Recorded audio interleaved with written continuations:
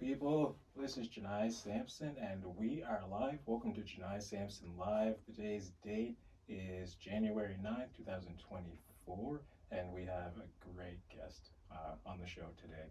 Today we have the philanthropist, the father, the business owner, and the all-around great guy, Noah Paul. Thank you for coming, man. No problem. Absolutely. Good to finally get in with you. Yes. We've been trying to find time to get together and, make some space for the conversation. But patience is a virtue, and, good things come to those who wait. So here we are, brother, and I really appreciate you making the time because it's not easy to find, a few hours in a day. Even as small as that seems, it's hard. Yeah. Yeah. So sure. Thanks for coming. How you doing, bro? Pretty good. Yeah, pretty good, man. Definitely can't complain. How about yourself? No complaints either, man. You know what? Had a nice Christmas, had a good New Year's, and I'm kind of happy that it's over though, because all that spending money and running around and it's busy, but it's nice to be with family and stuff, and so that's really great. And so, yeah, man. I really appreciate you being here. And first, I want to get right into it, Noah, before we go veering off too far, but I really want to, dig into this piece about you being, newly on the council. So, if I can understand, you come from the community of BUCK-in-keg. Yeah. Yep. MEEG-maw Reserve, right? Yeah. And so you've recently been elected by your community to be on that council to represent your community, correct? Yeah. Cool, man. So, what exactly, does that entail for you? Like, what are your duties when you're, representing? Still learning everything as I go. It's all definitely new to me. Mm-hmm. Yeah, there's 6 of us on council and then the chief himself. Mm-hmm. It's kind of we all kind of have to work as a team collectively. Mm-hmm. Like, no one person can really do one thing. It has to be Right. majority Yep. to have a say. Yep. And it's kind of good that way. I like it. But yeah, I don't know. A lot right now is just kind of taking everything in. There's a lot I don't know. There's a lot I'm learning. A lot of different organizations and stuff like that we work with. And yeah, it's all new to me. I didn't follow everything in the band office per se, but yeah. But are you enjoying it? Are you liking it? Yeah, I'm liking it so far. Yeah. There's a lot of, I get a lot of people get ready, warn me for stuff like that. So I'm kind of just waiting for, what the big warning's about. But I know it's not going to be easy. There's going to be a lot of touchy subjects and stuff like that. So I think it'll still be good. I think we have a really good council right now that works as a team. We're all kind of there, you know what I mean? Participating in everything as much as we can. We just had an annual meeting in Halifax, and it was the first time we had the whole council there in attendance for a little while. So it's just good stuff like that. We're getting good turnouts like that, and we work together. Everyone has inputs and stuff like that. So it's a good dynamic, I think, so far. So the whole council has changed, huh? Is Mr. Prosper still the chief, or is that changed? He hasn't been chief for a few some years time now. He's actually the Senate of Canada, I believe. Oh wow. Okay. Yeah, he's in Ottawa right now, so that's pretty good on him. He's been doing real good. Next step, Ottawa, Noah, is that it for you? So he's I can't say specifically how long. I don't know if it's 4 or 6 years. I think it'd be 4 years that he's been gone. And then we had Chief Francis there. Mm-hmm. Duma. He passed away during his term. Oh. So he was then Corey Julian. Yep. Our current chief was the interim chief for the period of his passing until the new election. Mm-hmm. So Corey is the current chief, and I think it's 2 or 3 council that stayed. I'm trying to remember off the top of my head. Because the newly elected was myself, Trina Francis, Trevor Gould, and then there's Jeremy Paul already there, Amory Paul, and Carrie Prosper. Okay. So that would be it. And then Corey Julian is our chief. Oh yeah, man. Yeah. It's amazing to see like you guys have a whole new list there because I was doing my research on years past, and what I saw was in 2018 there was Mr. Prosper was still the chief at the time, Yeah. but there was this coming together like a friendship accord between the Nova Scotia Municipality and actually like the chief himself, and like they walked the land together. That was what actually I think springboarded the conversations for the interchange, the highway, like the $15.3 million interchange, like the new Bayside, that's going down at the end of the reserve. All that stuff, right?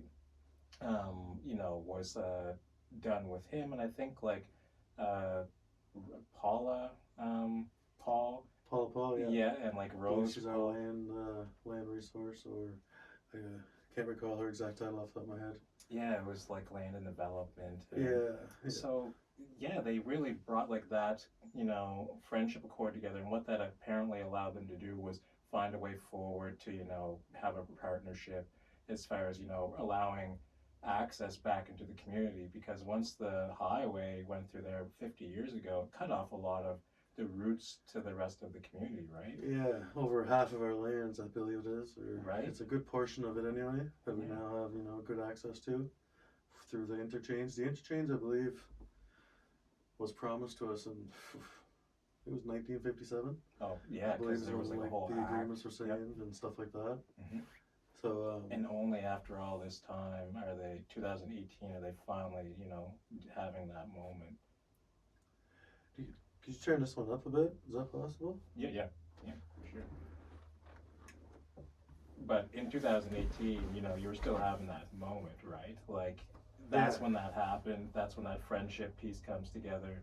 That's when you guys, say, let's go ahead and, make a plan for something so that we can, have more economic development, so that you can have, more things going on in your community, more jobs, more infrastructure, businesses. So that interchange was a pretty big deal now, because now you can see the whole reserve, right? Yeah, it generated a lot of jobs in the community. Now, that's not the end of it either, is it? Like, you guys kind of want it to be similar to like a Millbrook, right? Like, kind of like a Yeah. big spot. Yeah, I believe the next phases of that are supposed to be. I don't know exactly the timelines. I don't even know if there is a timeline, but I Yeah. know it's coming in the future, like in the same area of Bayside. Mhm. So there's going to be future developments there. I know there's been talks of a hotel and Yeah. a movie theater would be like a really Subdivision good and spot, stuff, like man, like- for be a really good location. It's gonna blow up, man. It's Yeah. gonna be so cool. Actually, Lauren and myself, my girlfriend and I went down for a drive. We just went down to Mary Brown's, and the chicken's amazing, of course. But man, you know what I love? There's this beautiful like artwork all across like the red side of the wall. Like there's a whole wall that's painted red, and there's just some beautiful artwork there, man. Like I don't know exactly the names, but we just like stood there and took pictures. It was amazing. But it's interesting to see that the community is developing, that most people don't know that that highway was built strictly for the access to the reserve that was cut off before. Yeah, Most people are just like, oh, it's another highway quicker to get because it was to. only accessible before by all train vehicle, and maybe a tractor Yeah. if you wanted to get it in there. Briefly, It was just a gravel pit. Yeah. That's all we know it. and people drove by, and it was just meters away, right? Yeah. And that's so important. Do you think, like, for your community to have ownership, to have that space to call their land their own and do what they want, and prosper in that way? Yeah, because it's like we have other lands as well. Like when you go through the bridge in Mhm. Paqtnkek coming up that hill, we have all lands on the left there, Right. but we don't have access to that as well. Off road as well. Because Off-road it's like vehicles. 27 hectares or something, right? Something like that. I that think you so. own. Yeah, I don't remember off the top of my head, Yeah, but it's I think it it's was a like considerable around amount. that. Yeah. And the cool thing was that you guys get to build on all of that, and you basically gave the government approval to do that. Like, it wouldn't have happened if you hadn't said, we as a community give you, the okay to do this. Yeah, I believe we had a community vote at the time where everyone, community came together, and we had, I forget the ratio or what it had to be. Almost unanimous, I thought. It was more than 50-50 what it had to be. I believe it's like almost 70% has to vote yes. Right. For it to go through. And so you guys are gonna have tons of people, passing by now coming to your community. Yeah. What do you think that means for your future and stuff? Is that exciting? I think it's good for us all as a community. Everybody, everybody. Yeah. So it's good to finally have that access. Just we as Indigenous people have been held back for so long, so it's good to finally try to get ahead and stuff like that. Even with all of our stuff, whether it be fisheries and all of our other own source revenues and stuff like that. Mm-hmm. But it's definitely better than just being passed by. Yeah. Now you have the option of coming in, and it's good that we have a plan, or we're trying to get more.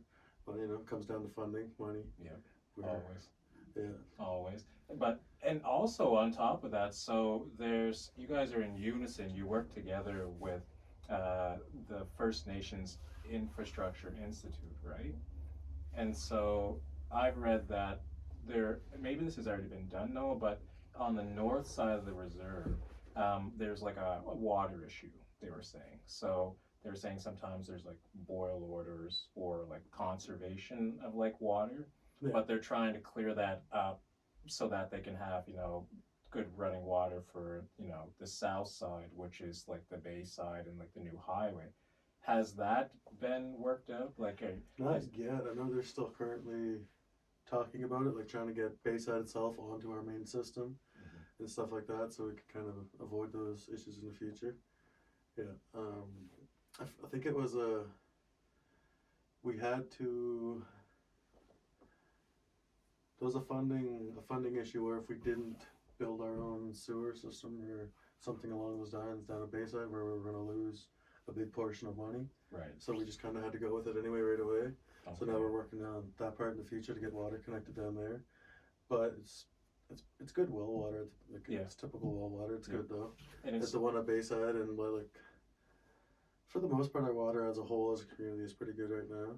Oh, it's good to hear, man, because that's just it's not right. I was reading that and I was like, how in goodness name can it be at the time 2018 talking about because we have this new great thing coming, we need to get the water system fixed now. It's it should have been done a long time ago, right? It's all similar to what do they do in, I forget, I don't want to misuse the state, but I think it was San Francisco, where they cleaned it up or something like that, because there was a big event going on, but they moved all the homeless people. It's almost you clean it up because it has a good reason, because people are going to see it, rather than you just didn't do it for the homeless people, or you just didn't do it because the people in the community needed it. Now there's something big coming, but they're still working on that, right? On what is it? The water waste management, the water system, and the wastewater system. Yeah, I believe so. There's a new corporation that's in right now. They actually, I don't know the whole details. I don't know if they took over or if they're just, we teamed up with them. It's the, what is it, AFN, Atlantic First Nations Water Authority? Yes, yep. Yeah, so it's a big company that came in. I know we have 2 people that are on them right now, Chris Pictou and Gabriel Robitaille.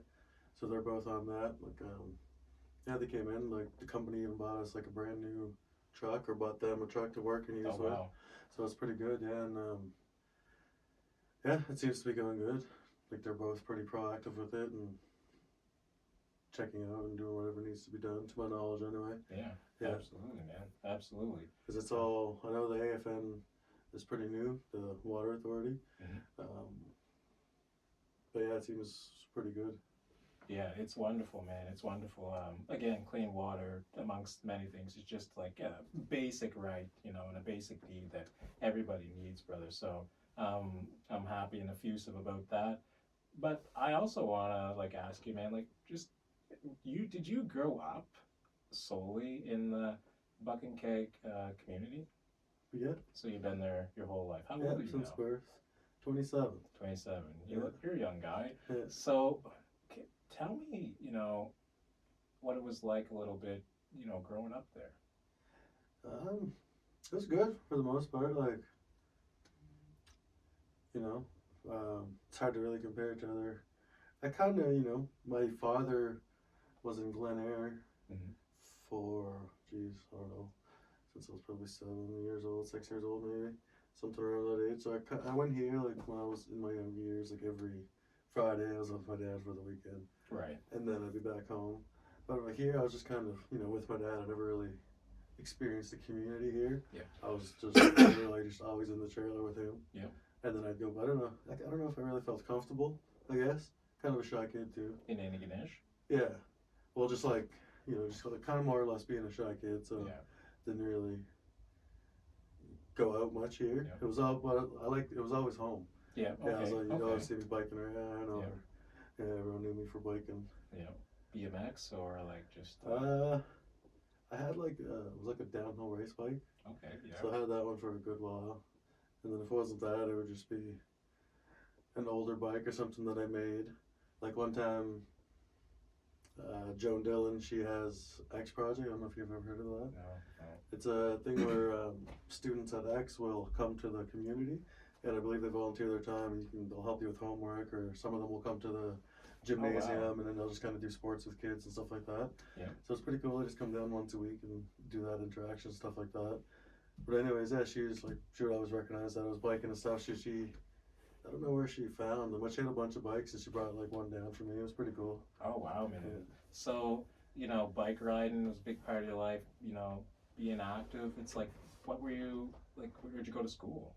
Where did they go to school? Yeah, where'd you go to school? East Antigonish, down at down Monastery. Monastery. Yeah. And what was the experience there like? That's a mostly native school at the time? I wouldn't say mostly native, no. Probably one school bus, and then 7 or 8 non-Indigenous school buses were there. Mm-hmm. So we were definitely outnumbered per se. Yeah. But As always. no, it was a good. I wouldn't say everybody has their experiences. I wouldn't call it the best, or I wouldn't call it the worst either. You know what I mean? Of course. Yeah. Like we tend to. I don't know. Sometimes you felt kind of different, I guess. Well, yeah. I mean, obviously you know who you are and where you're at, right? I stand out like a sore thumb. It's it's no disrespect to the community, but the community is mostly Caucasian. So anybody that's not Caucasian tend to notice them. So I can relate with that. You always know where you're at. Exactly. You never really just kind of blended in. But it is home. It definitely is home. And so school, how was like your home life, man? Like family, mom and dad. Your dad lived in Glen Eyre. Your mom lived in BUCK-in-keg. Yeah. So how was obviously they weren't together, I take it. Not for so I don't really. I kind of remember. I don't really remember when they were together. Oh, it was like early. I do kind of, but it was like my dad got into a bad car accident. Mm-hmm. So I think it was all kind of before. I don't really. It was kind of around the time when I remember. I must have been probably like 5. Okay. Rather than 7, 8. But So who would you spend most time with? my mom for sure. With your mom. Yeah. Okay. And then as I got older, like 11, 12, even more so, I wanted to kind of stop coming out here and visiting my dad as much. Yeah. So I would always be home, hanging with my friends, that type of thing. And then my dad was in a bad car accident, and it kind of changed him in a way that, like, he was in a coma for 3 months. Oh my God. And they were pretty close to pulling the plug, but he ended up coming around. But like, say I have an older sister, they're in their 30s now. Mm-hmm. And like one sister, we have the same father, and my other sister has a different father. Okay. So my his other daughter, my sister, she remembers like the other him, like he has a shorter temper now. Yeah, he's still a good guy, but he has a short temper and stuff like that because of the accident. So there's like people know the old Ross before the accident and the one after. Just a little shorter with people, a little like frustration kicks in a little more quickly and stuff like that. Whatever else it might be, like it could I guess he's a totally different character than how he used to be. It's hard because you can't really blame them. You can't But really it's blame like it's them. something I can't notice because to me it's like there's nothing wrong with him. He's still by Byron or Yeah. Ross. Everybody kind of knows him as, but he wants to be called by Byron now. His official Yeah. real name. Yeah, whenever I His met him, nickname growing up. Byron. Nice guy, man. Nice guy. So, uh, mom and dad, are separated. Dad is in a coma. Like, how did that, affect you? I don't know. Like I don't remember the coma. Like that's how I was kind of that young. Like I don't Okay. really remember much of the accident. Mm-hmm. Maybe him. I don't remember nothing of him in the hospital. I remember.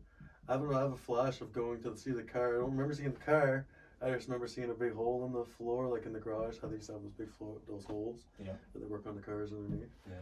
I just remember that, and then I don't know why I had just kind of one of those random flash memories you have when you're younger. How did it happen? And I don't know. I wouldn't say it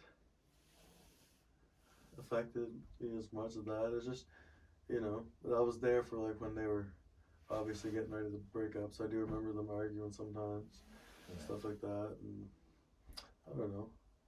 Sometimes we as Indigenous people kind of normalize some of the traumas we go to and don't even recognize that you're traumas because they've been so normalized. Yeah. And like, we see everyone else has their own little battles and stuff like that. So it's just, I don't know.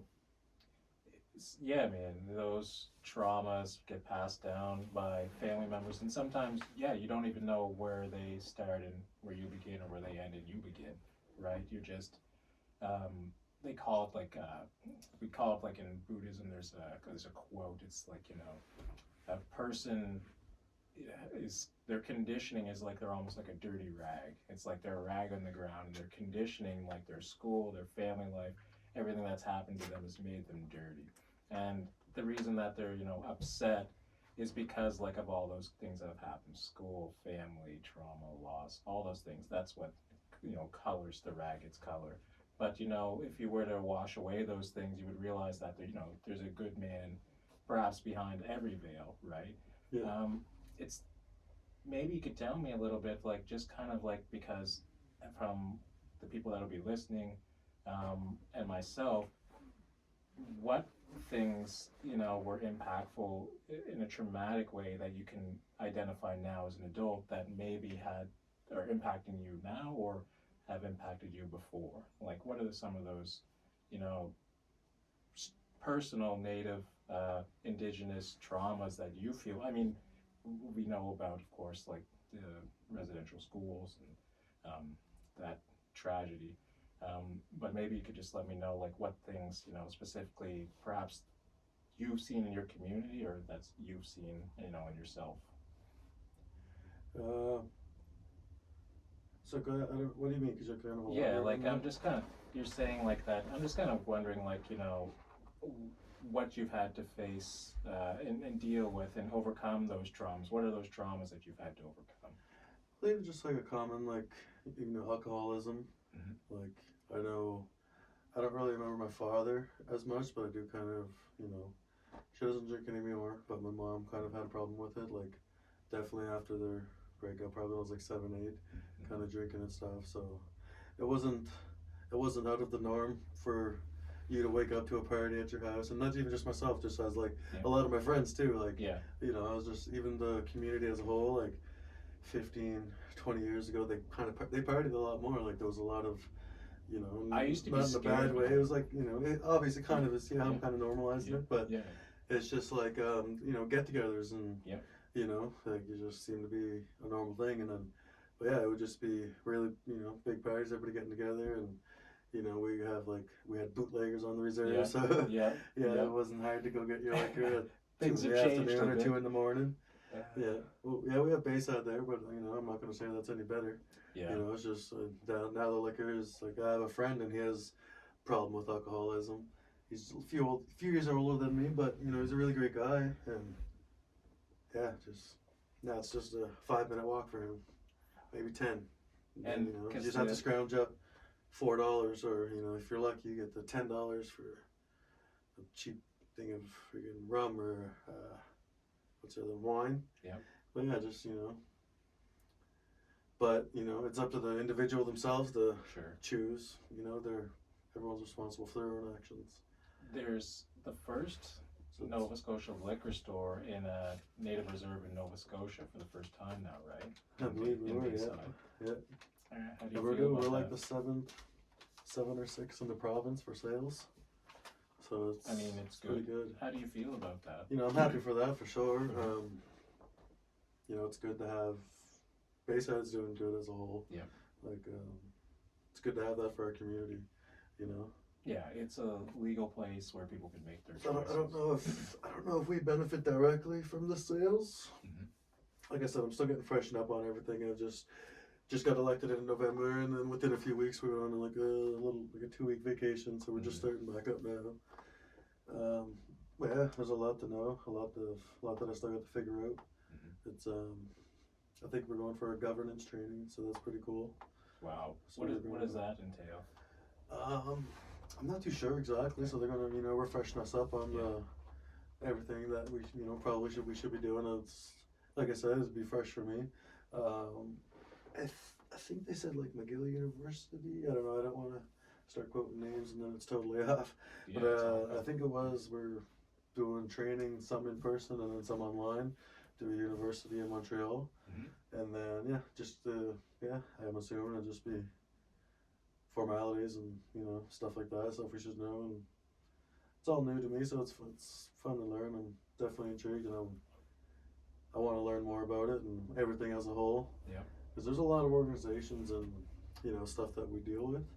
So just even just trying to remember all the people that we deal with is going to take some time. Yeah, just remember the names, man. Exactly, yeah. So, okay, remembering names, the community's growing, you know, push and pull, good and I'm bad. easy to get off topic and off track, so don't feel bad if you're trying to It's all good, get man. me back on the rail. No worries, brother. Seriously, like, it's just a conversation between two men, and, like, you know, it's all good. If you stray one way, I'll try and pull you back. But what I was going to say was, it seems now many people know you in Antigonish, right? It feels like it. Yeah, it does kind of seem like that. So, in your community, for a 27-year-old to be elected to a council, it's a pretty big deal. Like, your chief looks young. Everybody in the photos I saw looked kind of like younger or whatever. What does it mean to be a leader in your community? Like that might be well, something special. A lot.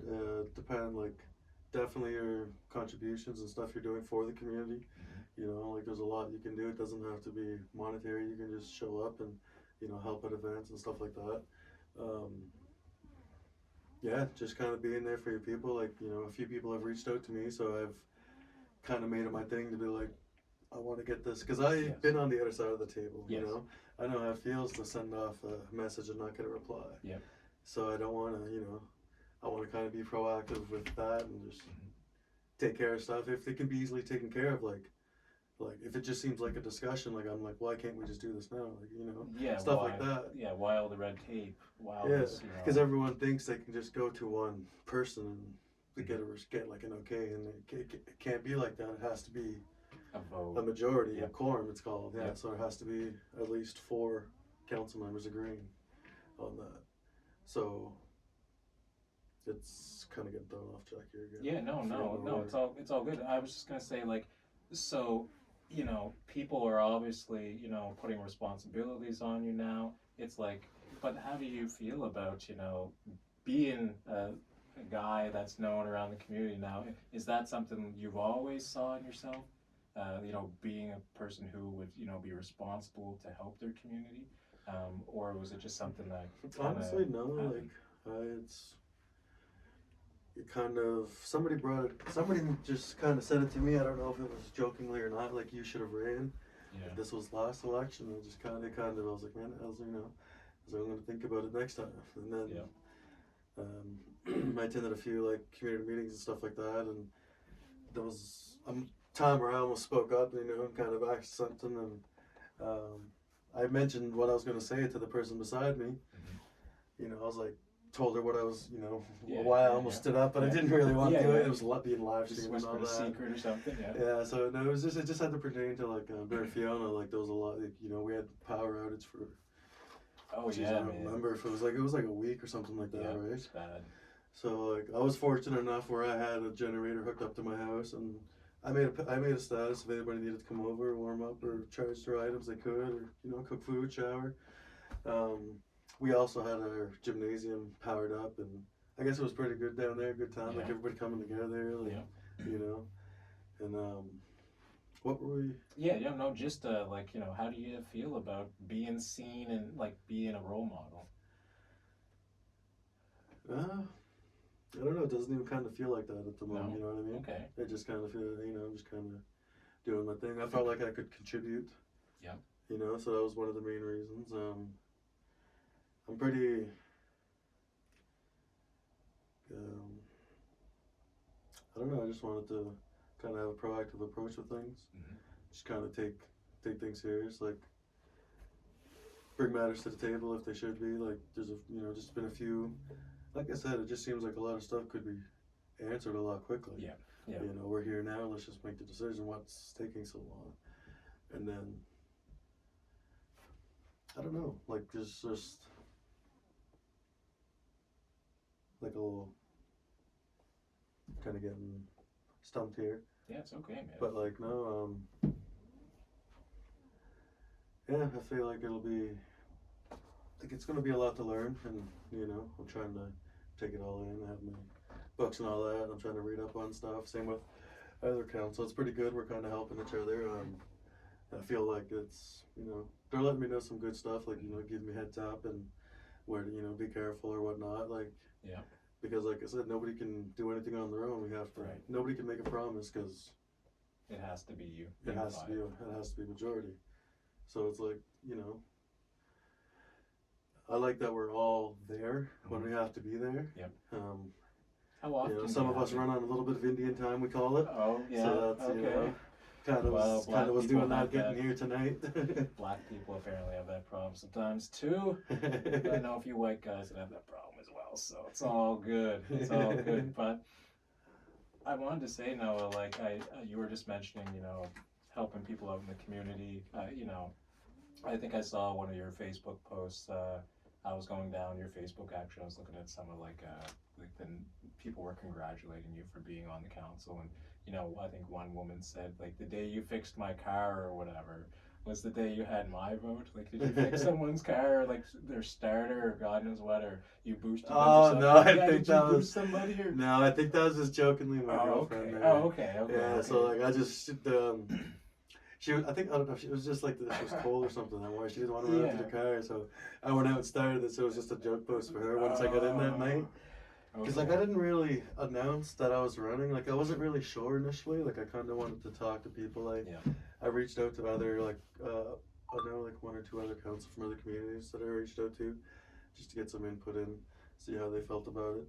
Not about like me running, but like how they felt about being in council already and stuff like that. Yeah. With you know, something else on their plate already. Yeah. So it was kind of positive feedback there. Like I kind of mentioned prior to the thing, my mom kind of was like, "You're already busy, like you know, family, the business, stuff like that." And I knew I could definitely squeeze in the time. Yeah. You know, so it's and then just same with the girlfriend there. She's able to help me a lot with the shop now, so she's just kind of managing things while I'm out during the day. So our little man is in school, so it's a good dynamic that's working out. So I'm just definitely trying to manage, you know, the typical work-life balance and stuff like that. You know, but between your work and your council work, you know, I think I saw in your post not that long ago, you got a moose. So there was a moose, there was like Christmas trees you had cut. And if I can just explain this to the people, what Noah had done is, so, you know, they, you know, shot a moose, collected the meat, cut these Christmas trees, sheared them or whatever, brought them to the community, both things to the community. But what you tend to do is just make like an offer, say people can come up and get what they need. If you're elderly or disabled or, you know, whatever the restriction might be, you'll bring it to them, man. Why? Like, why do you do that stuff? Why is that important to you to like help people who can't help themselves? Or and and then I looked through your post, man, the amount of people that were just thanking you for like the trees and stuff that they didn't have or whatever. I don't know, just why, man? makes you feel good, I guess. My mom kind of, I always seen her giving whatever she could to people, especially like her friends that were off reserve or stuff like that. Even if it's just even like that with meat or, like lobster. So she would give that to, we have like a communal giveaway. I'm not a seafood person myself, but neither is anyone in my family. So if they didn't give it to my father, she would just give it to a friend, that someone who wouldn't have be able to get it, I guess. Or I try not to base my actions off what somebody else would do. Yep. Because it shouldn't matter how, it shouldn't matter if you give someone to something, even if they wouldn't give it back to you. Yeah. It shouldn't really. She kind of taught me to think like that. Your mom did? Kind of, yeah. Like I remember her saying something like that. Are you guys all? I don't know if it was her or me. Is your? Let me ask the question. So your community, of course, we all have like a hierarchy of values, things that make us do what we do. We have our morals, our moral compass. Is there a particular like spirituality or religion that like you follow that leads to you wanting to do that for people, or is it just like an innate thing, a thing that comes from the inside? So what do you mean, like? Are you religious? Does your family has they passed that on to you, or is it just more of a culture of? I wouldn't say I'm religious to like. I don't know. Spiritual, perhaps. I don't know. I wouldn't. Yeah, more spiritual, I would say.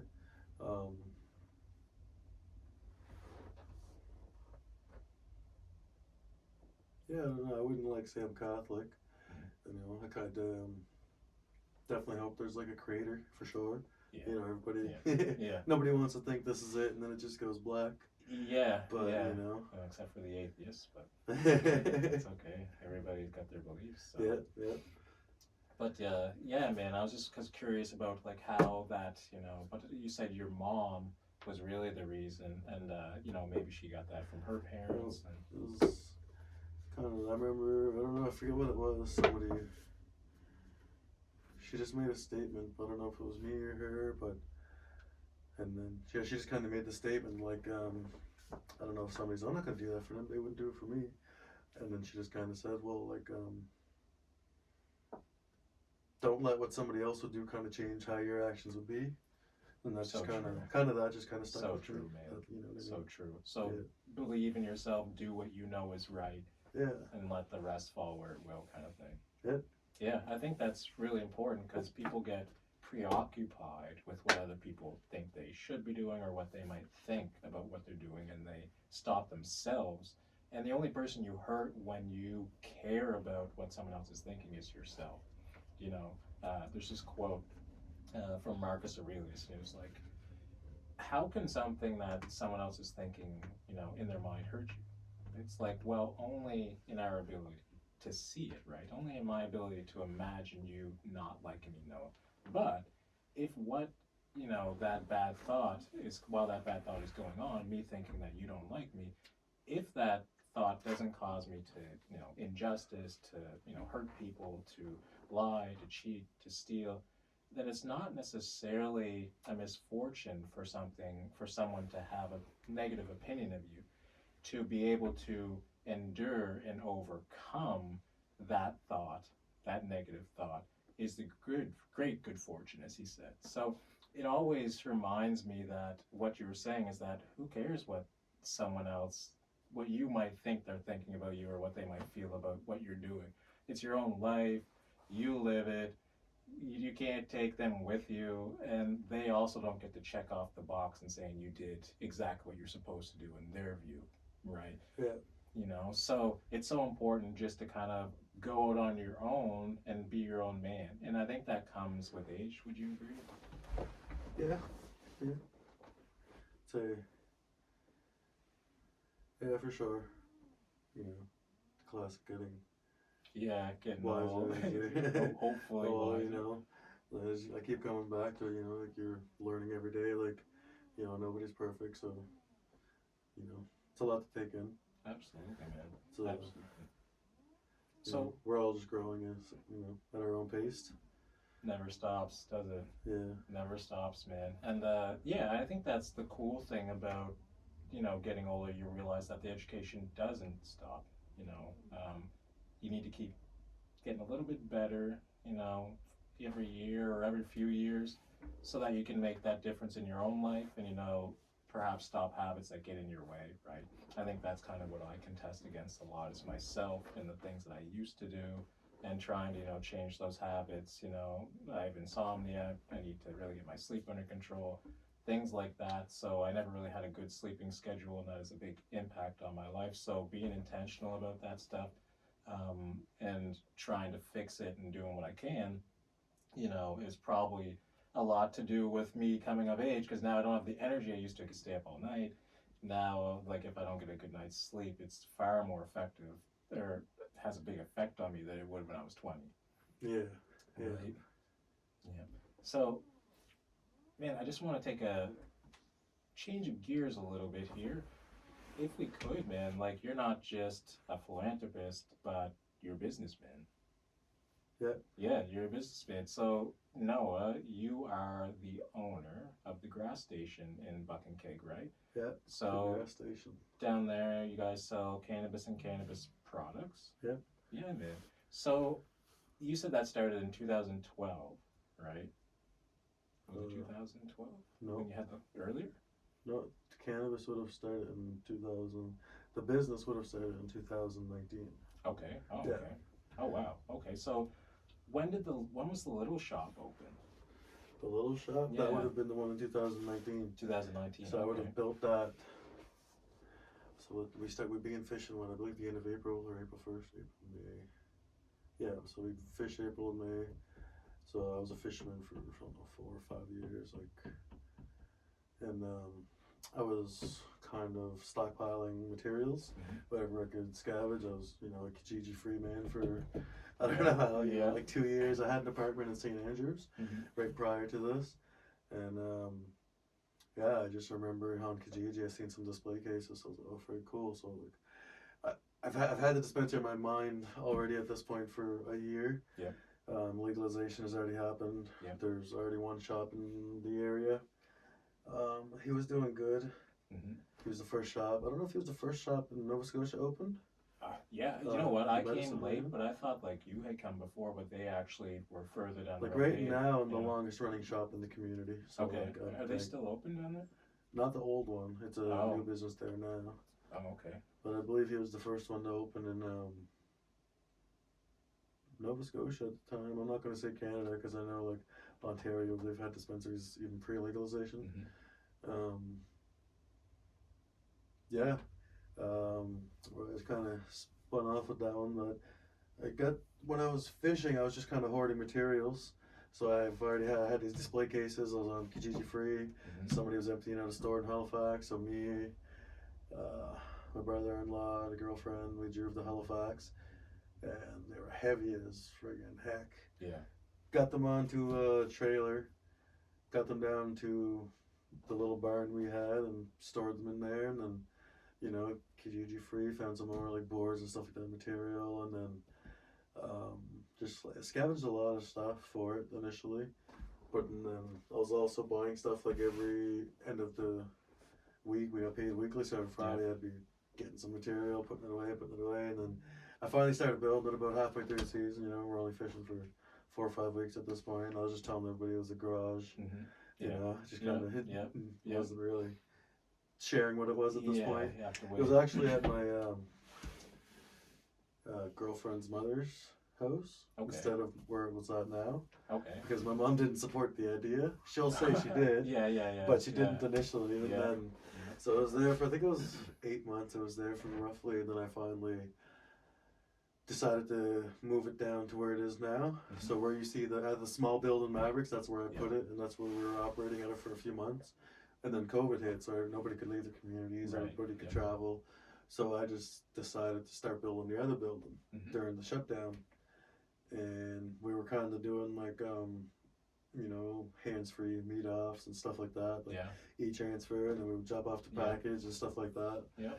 So we're being a little rebellious at that time. Yeah. Yeah. But, you know, we, you know, some people really benefit with their medicine, I'll call it. Absolutely, Yeah. man. Absolutely. I think it's what legalization has done, and we spoke about this when we were at when I visited the shop there with my girlfriend. It's just allow people to make that choice in their lives, right? It's just Yeah. that simple choice. It's not this thing where you're on the street with your pants down or whatever. It's on fentanyl, but Yeah, it's exactly. just it's like it's not even alcohol. Because even now, It's just an opportunity to make your own choice. yeah, exactly, and you know that's what it should be about. Absolutely, man. Because I believe there's even like there's been a shroom dispensary operating right downtown Toronto for I believe over a year now. I don't know if they've been rated to date.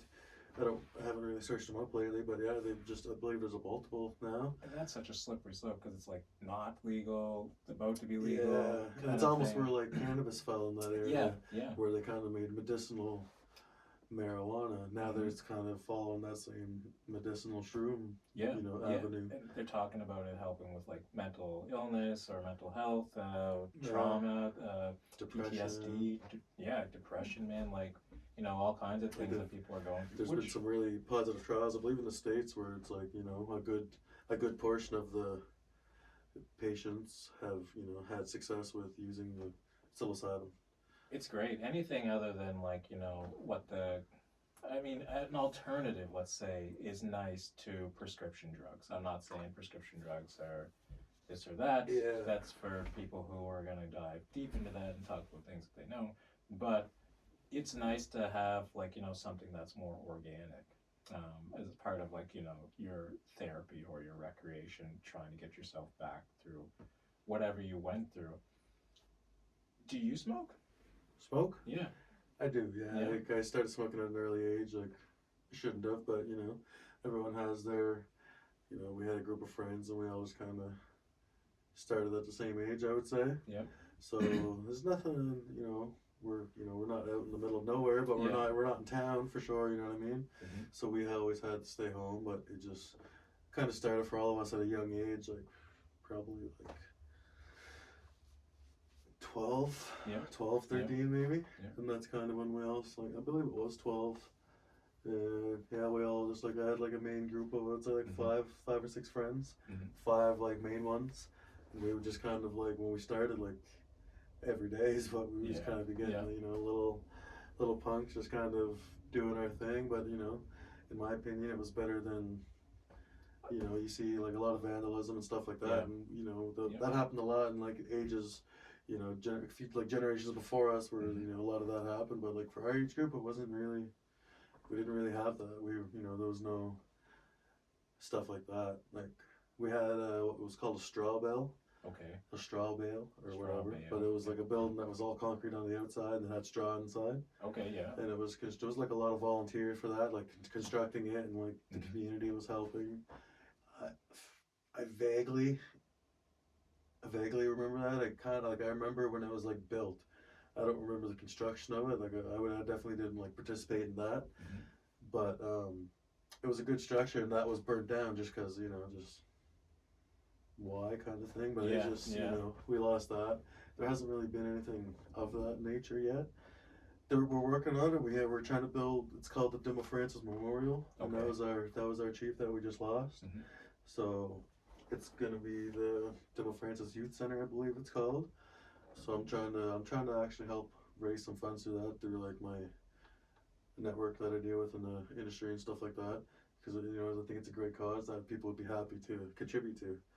So it's it'll be good to get that again. It'll be something for the youth to hang out at, talk and stuff like that. Sometimes they just need something to do. Yeah. Even if they just want to hang out, it'd be good to have somewhere to go. That's what we kind of liked. Yep. And that would be good. And I kind of think it'd be cool to even generate some, let them kind of run it and work it and try to create some little bit of OSR within the, building itself. Cool, man. Chips and stuff like that, with I kind of I pledged half my salary for the first 2 years of getting into like start initiatives and stuff like that. We're trying to. I thought it would be super cool to like start like a youth travel group, because like we see a lot of other even high schools and stuff like that, or other communities, like even just other indigenous communities where they have these really cool trips where they like. I have a friend who works in my shop, and they traveled to Europe when they were younger and stuff like that. But we never, we did Magic Valley or something like that, maybe. But it'd be cool to get on like a real good. It's good to experience the outside world. It's I love traveling. Everyone knows I travel quite a bit. Yeah. It's a different experience to see other cultures and stuff like that. Does that open people's eyes and expose them to what else is possible?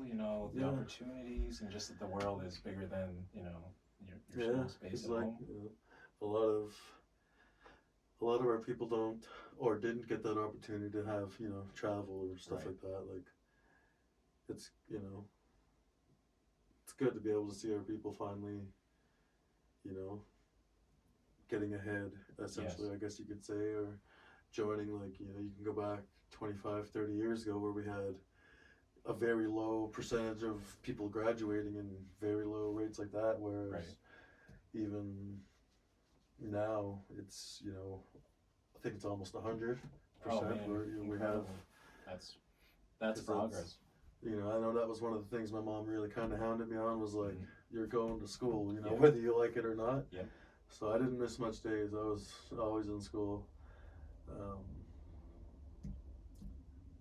It was pretty good. I got the highest average out of just the MEEG-maw people. Yeah. So we try to reward our youth like that. So I think they gave me like a MacBook, a big computer that you bring home. I was super proud of that. I don't know what they do now.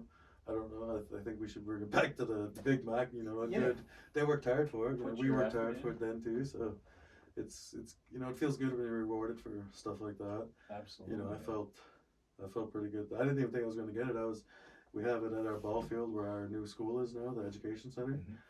So I was on my step, just kind of watching everything go down, just listening to the graduation ceremony. We kind of reward our youth every year. So every Canada Day, we have a big like celebration for them, I guess. Right. And we give them like monetary rewards. We put on like we order bouncy castles, and then there's like food for everyone. There's dunk, what are those things called where you dunk in the water? Yeah, the oh my god, like the baseball you throw. Yeah, exactly. The dunk tank, exactly. A little different, but simple as a dunk tank. Because they must order like 5 or 6 huge like things like that for the kids, and then we've free slushies and popcorn, food, and it's just a huge celebration on the day for them. And then it's Canada Day, so we have we have like one of the best fireworks shows in the area.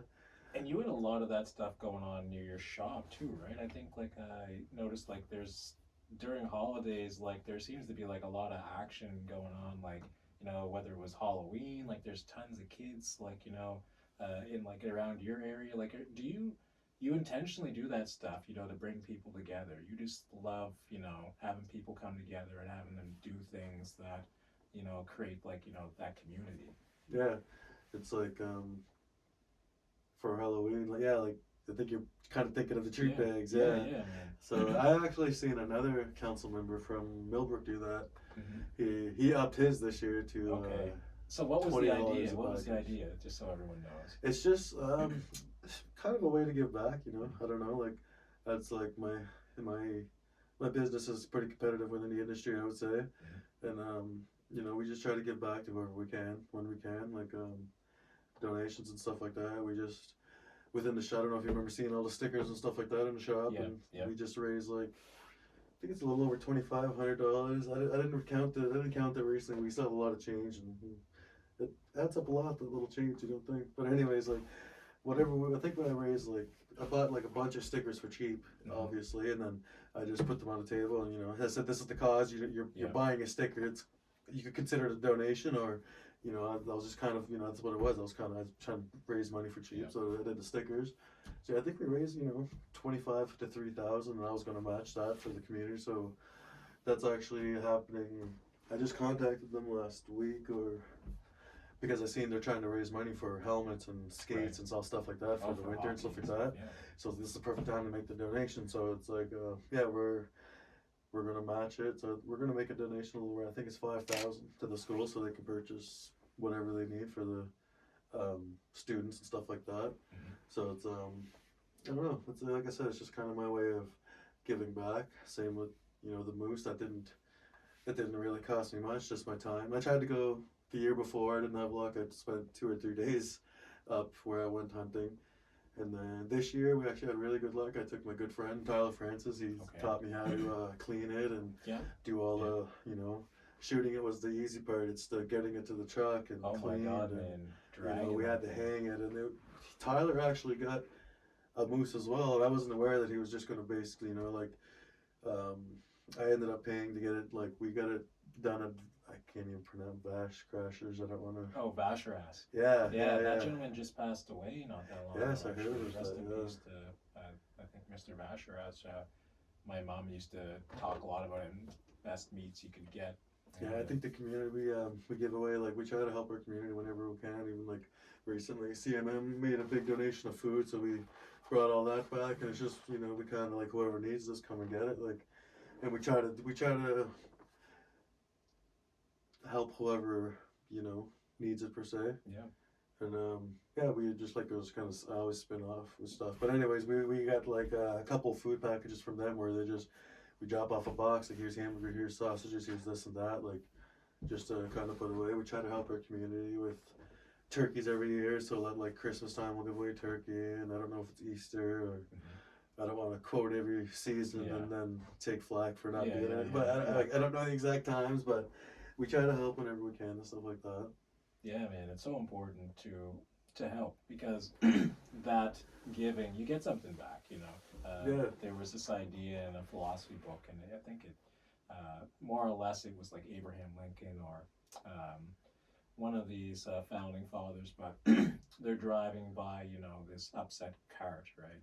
And the cart is upset, and, they drive by, and the person decides to go back. And they're like, why did you go back? Like, why did you go help that person? It's like, because my conscience, I care about people. He cares about people. Yeah. So is that what it's, it's really this, you well, see I mean, yourself like, there's that? like I said, there was a lot of stuff where it's like, it just came down to like somebody had to take the initiative of doing it, and it's like even like our council now, like they were even mentioning it today in a meeting where it's like, they're glad, like, the females who wouldn't be able to do like more of a physical task for like, we had a community member run out of oil, so we needed someone to go get them diesel on the spot. It's cold, so anyways, they were looking for. I wasn't available. I was still on my way back home, so I was a few hours away, and I wasn't able to do it. But like another member ended up doing it themselves, and it's just good in a way like that. Like I knew I would be able to take a proactive approach on things. Like we have, a lot of equipment just sitting there, like 2 tractors. We have a community truck. We have 2 community trucks. When we have like a sander and all the stuff just not being used. So like myself, as I volunteered time. Another council member, Jeremy, has also like volunteered to just use this equipment to clear the roads. Yeah. Because like I did it like last week and it only took me 2 hours. Like I'm not gonna say it isn't not like. It's definitely still hard work. It can keep you up all hours, definitely if you get in a storm, right? Like I volunteered myself to do some plowing with my truck last year, 2 years ago, and I was there for like 13 hours just trying to, because our truck was down, so I was just helping with my vehicle, trying to do whatever. So it was just, it can be hard work for sure, but there's it's just I'm willing. I like that stuff. I'm taking on those roles and stuff like that. Like I like. I don't know, kind of gives me, feel like I have a place to do it, you know what I mean? Yeah, man, like it's important. Because like the shop kept me busy, but it's not like, oh frig, I had to, I kind of, I made it to a point where I can have other people run it for a certain amount of time, and I try to delegate tasks to certain individuals. The shop is exploded, man. And I'm always putting back into it. That's always. Kind of, just ever since I had the initial one, Why do you want to keep why do you want to keep furthering it, why do you want to keep pushing it? I don't know, we serve a pretty broad category of people. Like we have a lot of people that come to our shop. We try to treat them, we try to treat everyone fairly and stuff like that. I try to go hard, not in like in a sense of who I choose, like, not to the point where I can't have anybody, but to a point where I try to stay on them, like, Yeah, typical lead by customer example. service, like, you know what I mean? Like, some stuff should just be expected. Absolutely. Like, even myself, like, some, like, I have people come in the shop that have, spoken negative to me in the past and stuff like that, and then, I'm not gonna, you gotta be professional with everything, you know what I mean? Yeah. Yeah, it's just kind of having that, like, trying to take everything serious, and, when I first made the shop, like, it was just me, the girlfriend was pregnant. Yeah. I was building the shop, so she had, she had her baby belly. I was going back and forth to Shetty Camp. So after fishing, we do Shetty Camp. So we go to Shetty Camp, we kind of stay there for the whole week. Or you just stay there the whole time if you want to. Like, depends on if you have a vehicle or not, what you want to do. Yeah. So I ended up, like, I was building the shop during lobster season. So by the time I was finished that, I was kind of open, but not really. Like, I was just open to whoever, like, I kind of told about it. Didn't have no open sign or nothing. Yeah. Just kind of had product kind of waiting for when I was ready. And then we were in Shetty Camp, so I'd be fishing. We'd go out 4 or 5 a.m. I'd be out there until sometimes 2 o'clock. Yeah. And then right when we'd stop, me and the girlfriend would be driving right back here. And then I would open up the shop from, if I got back at 2, I'd be open until 10 o'clock. And then we would be, I don't remember if we would drive back at night or in the morning. But we did that for a good while just to kind of have the shop open. Like, because most times you're done, if you're lucky, like 10 o'clock, 11 o'clock. Yeah. So we'd be back fairly early, like you guys 1 are o'clock open kind of typically. late too, like 10-ish? Yeah. 10, we're open at 11 o'clock now, but it used to be 10 to 10. Yeah. And then we kind of started finally opening at 9. And then we switched the other one to 11. Now we're at 8. So it's 8 to 11. And I like to keep it the same hours all week just because it's easier to remember. Yeah. And then same as we're always open every day except Christmas. Kind of open on Christmas now too. I don't know. Yeah. But I mean, Christmas, you take it off if you want, man. No one would be too upset. Yeah, like it's a day everybody usually gets off. So like I asked if anybody wanted to work it. I offered obviously a better wage than typical. Yes. Yeah. So somebody accepted. So yeah, we opened for a good majority of Christmas Day as well. Yeah, because people have different priorities. Maybe it's. Yeah, well, you wouldn't think nobody would be looking, right? Yeah. But, we probably served. I don't know. It was busy enough to be open. Like, it was consistent to say the least. Like, like you wouldn't think people would be looking, but last year it was just we were enjoying the day and we're just watching people all day. And I was like, somebody wants to open next year, I'll let them. Like, it's, I'm not going to force anybody. Obviously, it's Christmas, but every other day we're open. Yeah. Yeah, you guys are like that source for people that if the liquor store's not open, take a nice trip down to the reservation and see some nice people and stuff. Because you're right, like what I've noticed is like the accountability with the customer service, like very professional, clean, informative, good price, and just like care when you come to the door. Yeah, just like a simple knowing that we're going to be open when you came down, like, you could go back to 4 and 5 years ago and that wasn't a guarantee. Like maybe another competitor shop would be closed or, something like that. So what was I was the third shop that opened. The 2 shops that were prior to me are no longer open. So that, that's why I'm running the longest at this point. Last man standing. And there's been quite a few pop-ups ever since then, but it's an industry, businesses, but everybody's, it's just Is this something you'd like to do, like, long-term? Like, run a business, do I'm definitely more of, work on your own time, all day type of person than on someone else's time. Self-sufficient. I kind of, when I do the shop, from when I'm just, the general manager, I guess you could say, where I'm just kind of taking care of everything and doing what I need to, directing everybody, and the girlfriend's helping quite a bit with everything else, like the physical aspects of like bringing in product and helping me, find where to put it or you know, just what to order. Like when we run out, okay, you got to get this and this, so we can have it in here again. And then, you know, it could be a big process sometimes, but you know, just how you tackle it and how, you know, it could be big if you want it, you know, it could be small too if you just get it done quickly, essentially. And I'm bad for passing, you know, I'm bad for procrastination and stuff like that. And so just a lot of stuff gets piled on sometimes, and like just looking at everything I have to do, I'm like, oh, like, where do I start?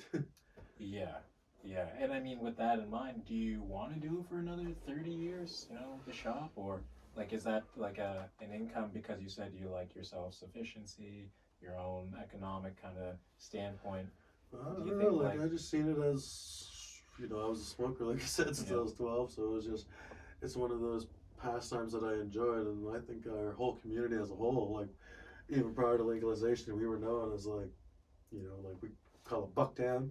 So people go like, you know, they'd say our weed like Bucktown weed's crazy or whatever. We had a few nicknames, but you know, it was just kind of funny. Like we, even pre-legalization, like we had a lot of, you know, people selling it already. You know, and it was more looked down on then because it wasn't legalized yet, right?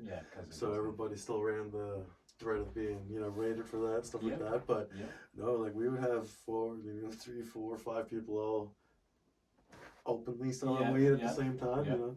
I was one of them. Like I was like, you know, 18, 19, kind of even younger sometimes, like not like off and on. Like I got kicked out of high school, like I caught with weed on me.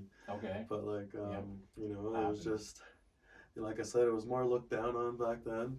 We started at an earlier age, but yeah, like I said, it's better than just, you know, the ladder. It's not sometimes the ladder of what it could be. Like you see a lot of stuff going on. Like even now, like I said, like our youth they don't really have nothing to do for, you know, 10 and up. There's not, you know, I'm not going to say there's nothing to do, but in like I said, like a lot of our parents, you know, a lot of the parents don't have vehicles or stuff like that, or you know, maybe as, you know, everyone's family is different. Like I, for one, like grew up with 2 parents with no vehicles and no license, and my sisters didn't, you know, nothing. So it was just like sometimes I kind of felt left out in that regard, where, you know, if you wanted to do anything, you always had to depend on somebody. And then I just kind of felt, you know, even as, like I said, I kind of felt like a shy kid, so didn't really want to ask people stuff. But as a kid, you don't even think, you know, that's, you know, that's, I don't know. It's harder to picture it, I guess, if you've had parents with cars, but it's more of a smaller thing, but it's definitely like a thing, like, you know, where you don't.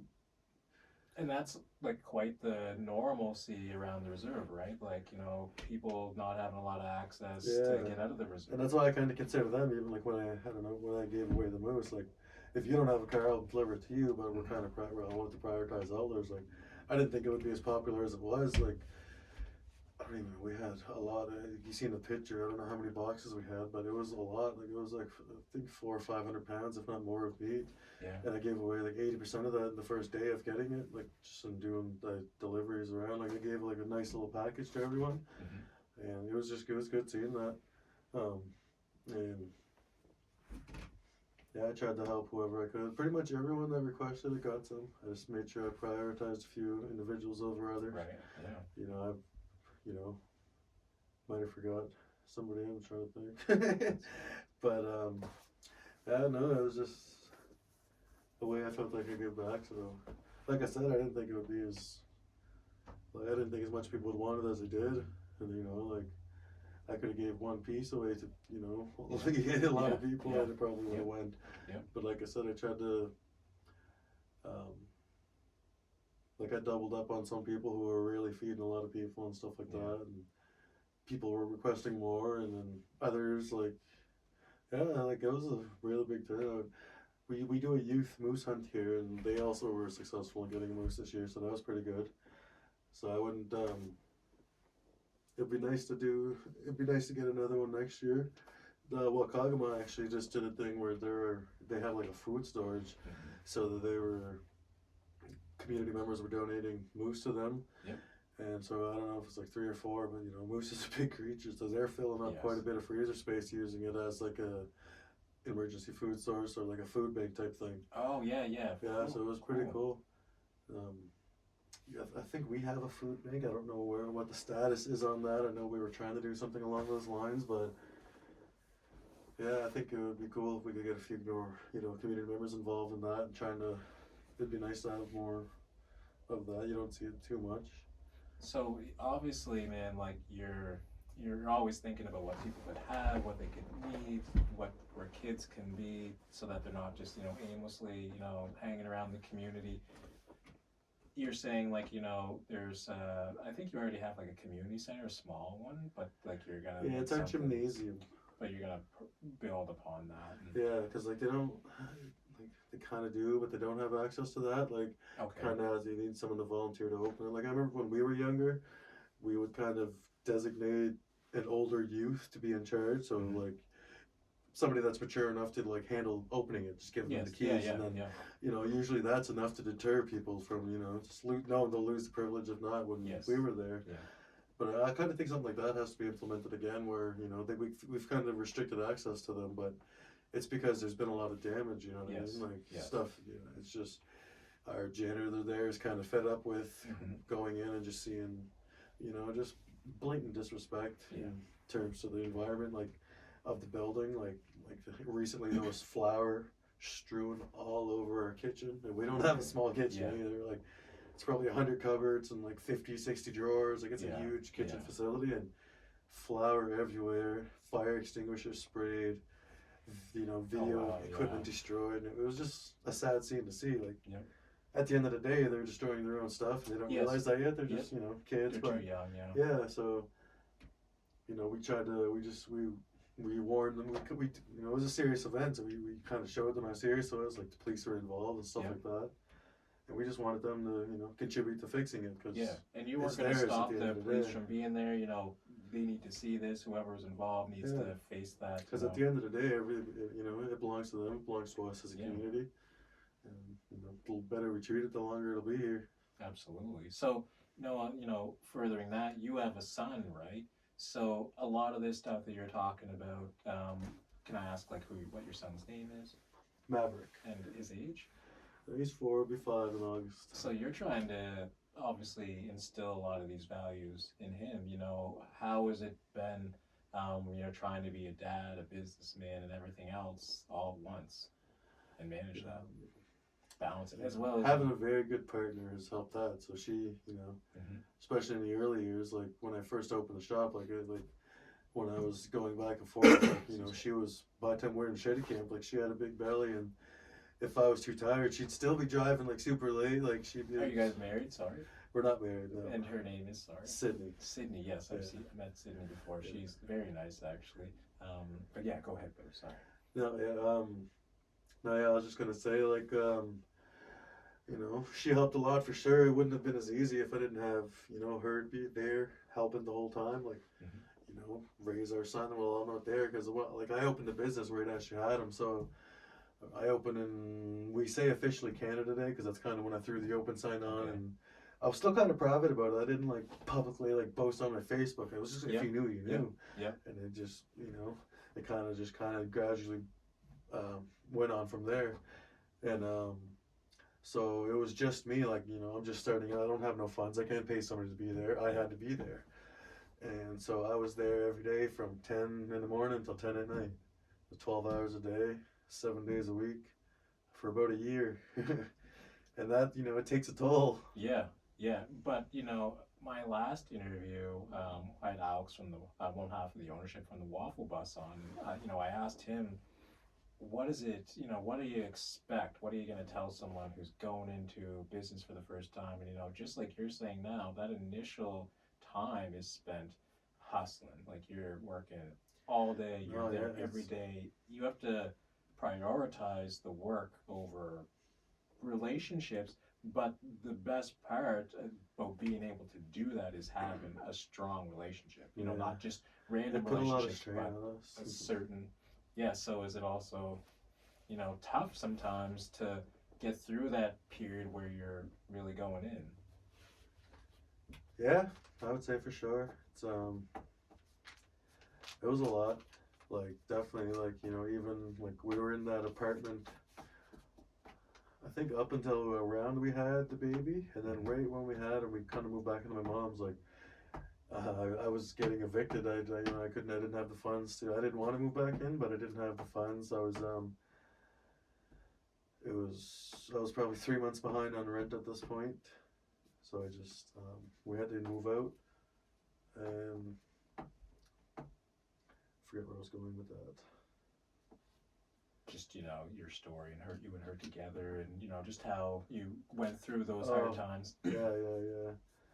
So like I said, she helped a lot for sure. Like, she, I was only there for a few hours in the morning, and by the time I get home, he's already in bed. So it was like, she did a lot, even while it was just me in the shop all day. She was raising him full time, but we had a lot of help as like. He's the first grandchild, okay. So my father helped whenever he could. Her mother helped whenever he could. It's really good. We're super appreciative of the help we get, because it's most of the time if we need a sitter, like if one person can't, the other usually will, or vice versa. Sometimes it can be busy, especially. Yeah, we can be pretty busy sometimes, like during the day as a shop, like on certain days, or we see like fluctuations, I guess. But yeah, just having a good dynamic. Like, it was all new to me, so it was just kind of trying to find a good balance all the time. It was always changing. And is there? Alex had the same thing. Work, life, family, business, philanthropy, whatever it might be. Doing your things on the side for your own amusement. How do you find time to do it all, man? I just squeeze it all in on the fly, really. Like, we scheduled this for the other day, but then like I was like, oh yeah, that'll be fine, when we scheduled it a few like weeks before. But when the time came, like other stuff came up. The girlfriend had some things planned as well that I kind of had to commit to with her. So just learning to put it all in. But like I said, I have a good team at the shop for the most part. Like, everyone kind of contributes in their own way. It has a good flow for the most part. So like I think that really helps a lot. Like, that's why I kind of knew that I'd be able to take on the council position now that I have a good team behind me. So it's just I don't know. I just kind of delegate it as we go. I don't have like I'm kind of trying to set a schedule. Like now that I'm in council, like there's definitely a lot more. I have to. Right. Yeah. I never used to write stuff down, and I never used to put stuff into my memory, my calendar and stuff like that. But now it's just full of stuff that has to be done. Like, even it's just constantly at it. Like, I didn't have anything on the schedule this morning, and now there's 2 meetings. Yeah. For next week, or that's just as of now, and then but like I like it at the end of the day. And like like I said, that work-life balance, I just try to choose it and pick it as I go.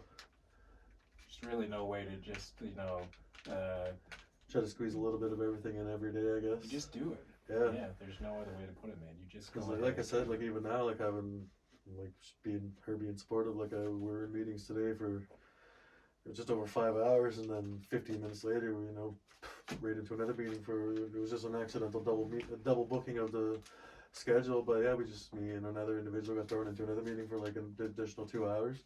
But like I didn't mind it. Like it's just like me and you right now, we're having a good chat and stuff like that. That's kind of how it feels so far. Like when you're in the meetings and stuff like that, it's all intrusive, and everyone's trying to put in their contributions. I would consider myself kind of quiet right now. It's kind of, I'm trying to get my feel of where I am as a council member, and what all our roles fall in. So I'm kind of getting used to things. I don't want to, like I said, they try to give me a little heads up on this and that, and don't. There's a lot of stuff to it. Like, I'm not gonna say it's hard or anything like that, but excuse me. No, it's just a learning curve, and I'm enjoying it so far. Yeah. Yeah, it's been fun. Like as I kind of mentioned prior, I don't know if this was in the meeting or not. Like how my mom didn't really want me to run. She, Yeah. you know, she sees me there to be super busy, and Was she worried you might not have time for like family and stuff, you know? I don't know what her specific worries were. Like we didn't talk a whole lot about it. That was just, you know, just I think it was just her kind of thinking I'd be too busy to do it. Like she knows me and my partner like to travel whenever, you know, we can or stuff like that. We're always just looking at traveling. I get like different destinations. Like not always, but we travel quite a bit. You know, a couple times a year. So we just try to go to new places, or like we attend. Like we like to go to like a music festival. Yeah. Like we went to Rolling Loud in California. Oh, It was wow. pretty cool. You in Sydney? Yeah, so it was like, you know, just exploring the different. So has business allowed you to kind of, you know, have that freedom, you know, that self-sufficiency? For sure, yeah. And, You know, like I said, I was evicted from the evicted from my apartment before that, and we didn't have a vehicle. I was driving a minivan that I gotten for free, actually. Yeah.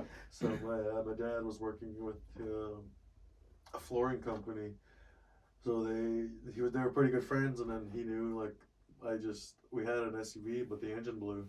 Me and my partner, we put together like $5,700, and we purchased an SUV together. It was something like that. It was like $5 or $6 grand. They gave us a really good deal on it, and our engine blew. And that was like, you know, that was when she was pregnant, right before efficiencies and everything, and then he ended up giving me the minivan, and that was my truck. Like I had that thing, you know, packed with wood, whatever I needed while I was building the other shop.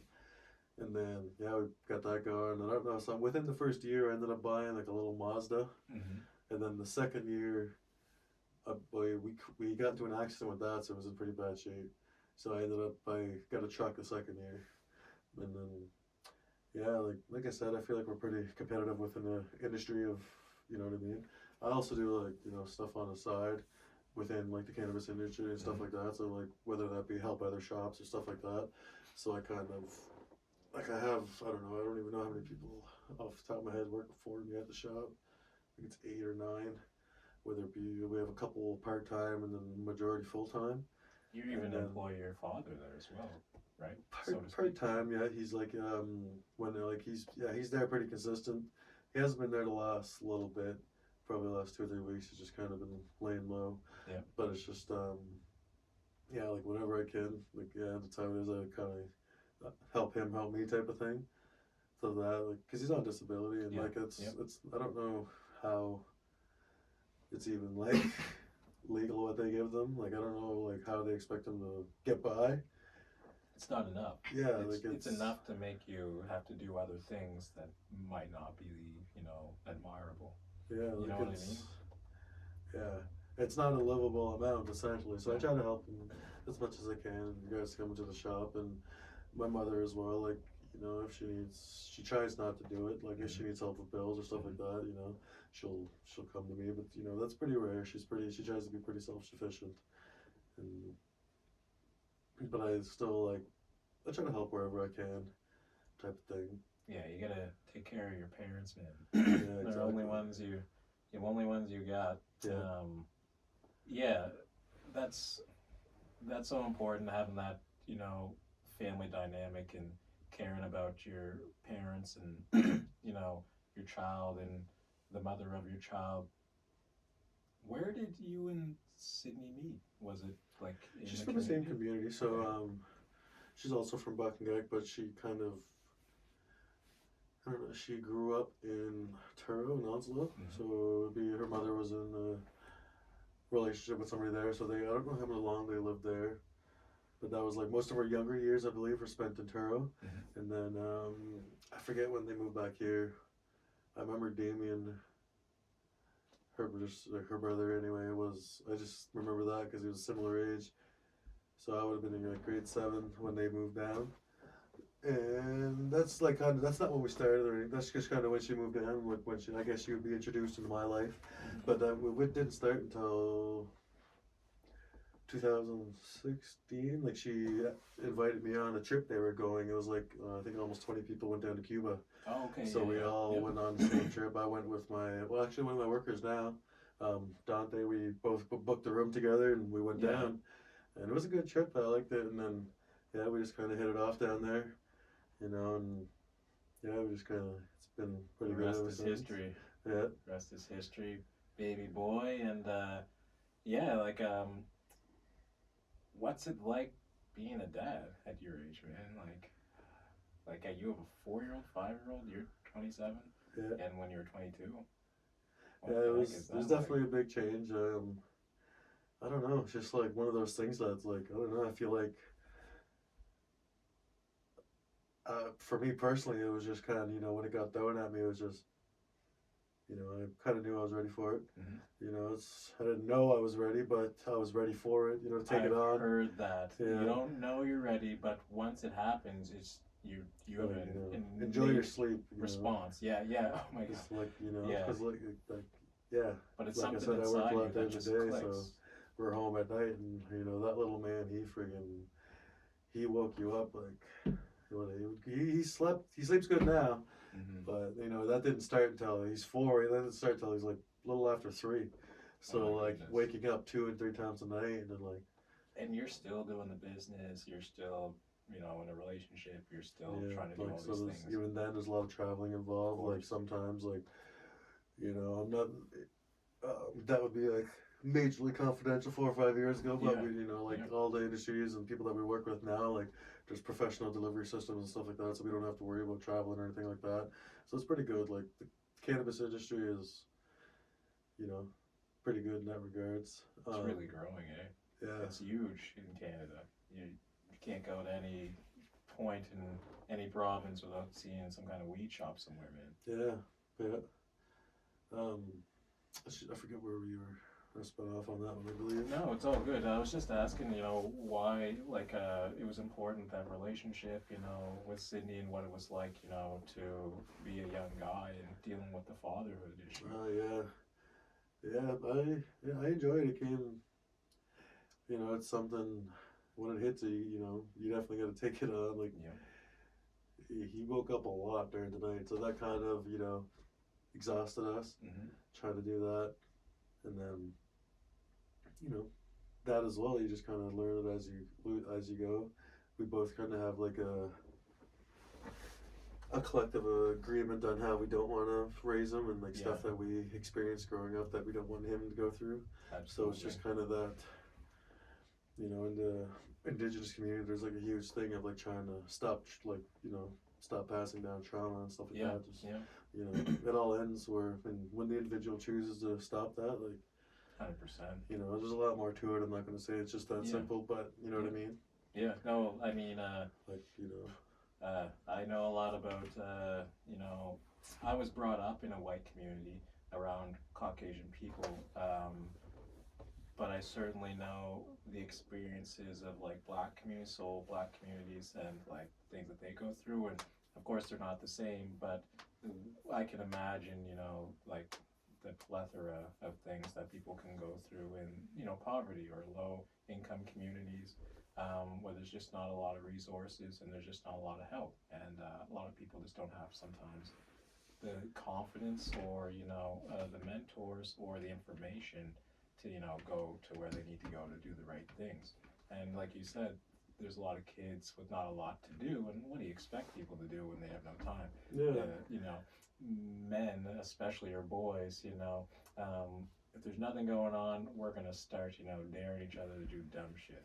That's pretty much like the standard, and like this definitely gets worse if there's no options for things for kids to do. I was in sports a lot, which really helped me, but if there's not a lot of those things around, that could be a detriment, and you don't want to have your own child have to grow up and deal with the things that we did. I understand that. I won't discipline my kids by using like a belt or my hand or anything like that, because that's what I got. Now that might not be it's not terrible, but I think there's like probably better ways to do it. Now I don't blame my mom and dad for that. They were raised that way. This is no way an admission of guilt on their part. And it's probably how they were raised, and it's just 100%. And that's what I mean. It's just being that person to say no, that's not how it has to be, or that's not how I'm going to do it. It's not like And then you'll hear the older generation saying that's why you know they're so weak, or kids are are out of control. Kind of exactly, kind of joking like that. And It's but like, it's just well, like normalizing their trauma as well. Yeah, because it's, you know, you want to be right about it because look, I turned out okay, and it's like there must be something to that, and it's like, well, you can tweak things, you know, like we, even though we're all still good, there's still things that, you know, I even still deal with to this day, but again, if you want to make those things not happen for your child, it's about doing it a little differently, isn't it? Yeah. Like even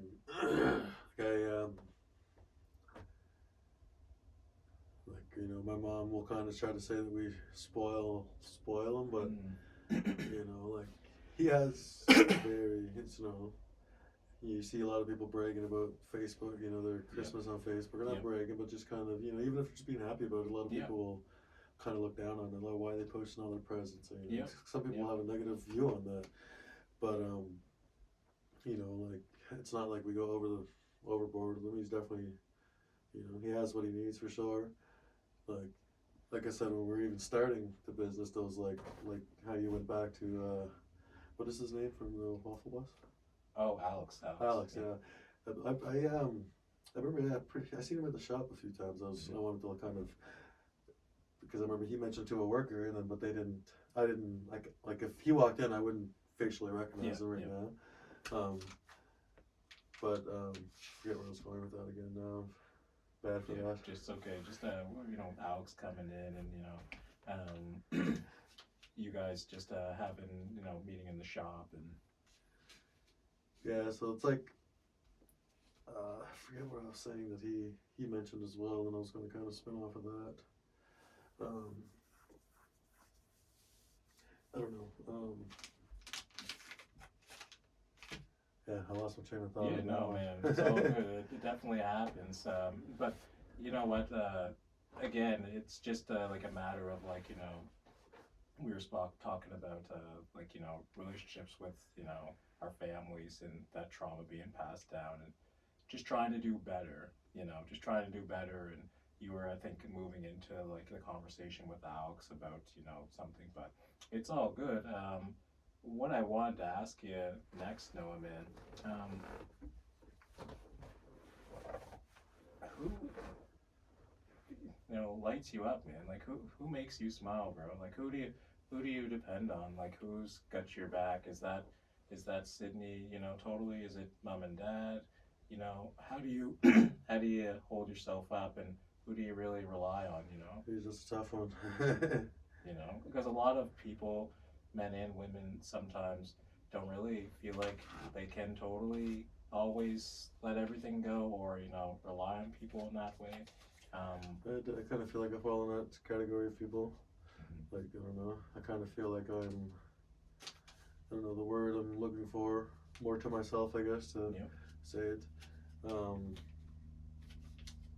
I don't know, like to say like almost like that role model, or like, you know, I don't think I had a role model, I wouldn't say.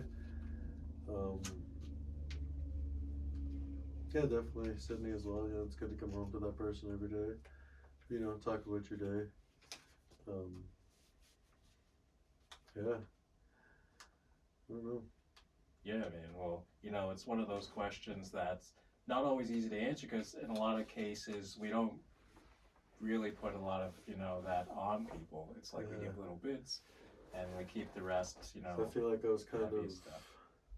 Sorry to kind of cut you off there. I feel like I was kind of, I don't know, my mom raised me by herself. She was always at the office. She's been a janitor there for the last, I think over 30 years now. Okay. And so she was there all the time, and then, you know, there was a brief period where she dealt with alcoholism during my period of growing up, so that kind of, I didn't like that. Like I said, like kind of waking up, like there'll be a New Year's party and just all these people, and you smell cigarettes, like that typical. And then it wasn't like a long period, but I feel like that kind of affected me a bit. And like, you know, nothing major. Everybody has like their stuff growing up. Like sometimes you don't, like, you know, you're not aware of that until you're, you know, even if you just don't think of it until you're older, you know. Yes, So yeah. other people, man. obviously, you know, everyone has, Absolutely. you know, not everyone, but, you know, it's safe to say a good majority of people have their own issues thing, growing for up, sure. and, you know what I mean? So, yeah. Yeah, man. Childhood is like a big part of our makeup, right? You know, who we become in the future has a lot to do with that. A lot of like, you know, how we're raised, it's nature and nurture, that kind of thing. Is it a home? Is it your environment? Is it the people you're around? What keeps making you wanting to progress? Why do you keep wanting to be better as you grow? Why do you keep pushing forward, man? Why is it about, you know, getting past that trauma? Why is it, you know, trying to show your son those good things? Why are you doing all this? I don't know. I don't know. I don't know if that feels like I don't know, very. I don't know. You could go dig into a lot of different categories, or I don't know. It's hard to really elaborate on that one, I'd say, but I don't know. Just kind of everyone kind of wants to better themselves. You know what I mean? Everyone kind of dealt with their own issues and stuff like that, and you know, I'm no different than that. I've you know, had problems in the past with, you know, addictions, and definitely in my early, you know, like my teen years, my late teen years and stuff like that. Mm-hmm. So that kind of, you know, that kind of affected me as well. It still affects our community, you know, to this day. So it's kind of about leaving that stuff in the past, and you know, as Exactly. Trying to Jordan grow Peterson from. would put it, you know, you already have, you've seen what a version of your life is as hell, right? You've seen that, and so you're constructing it in a way that you don't create your own version of that anymore.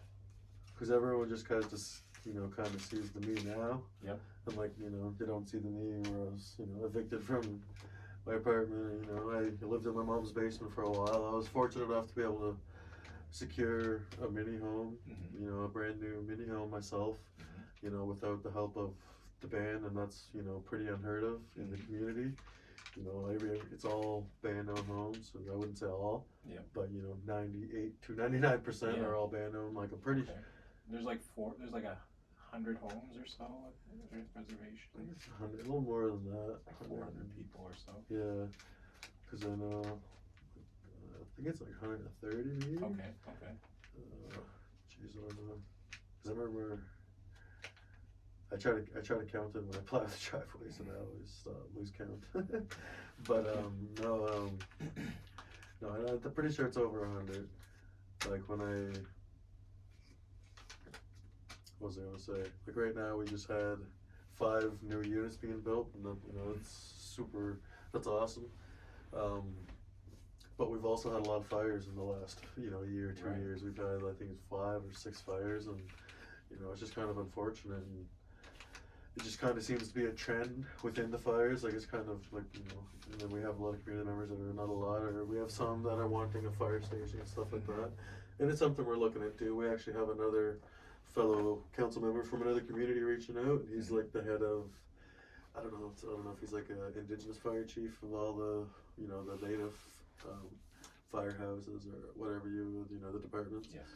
So he's reached out to train some individuals in the community to train for that. So, you know, then we would just, you know, obviously need equipment. It all comes down to money and funding at the end of the day, but I believe there's possibly, I don't know, there's been talk there could be funding for it.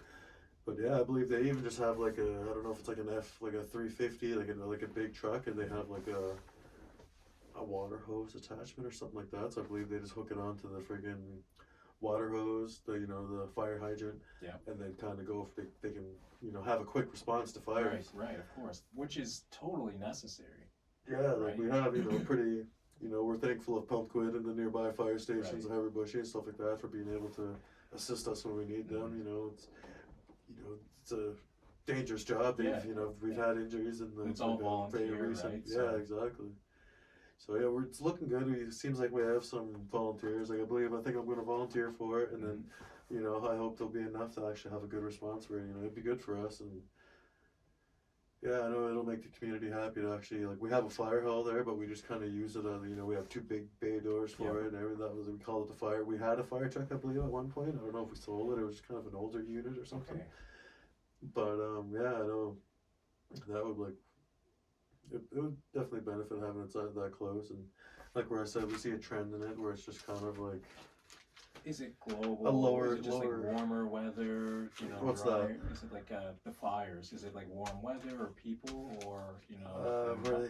we're not know for sure. We I don't know if we got the report from the fire marshal, but you know, it's lower income families where it's, you know, happening at, and it just became a trend, you know, like it There's just, a pattern going on. Yeah. Or something.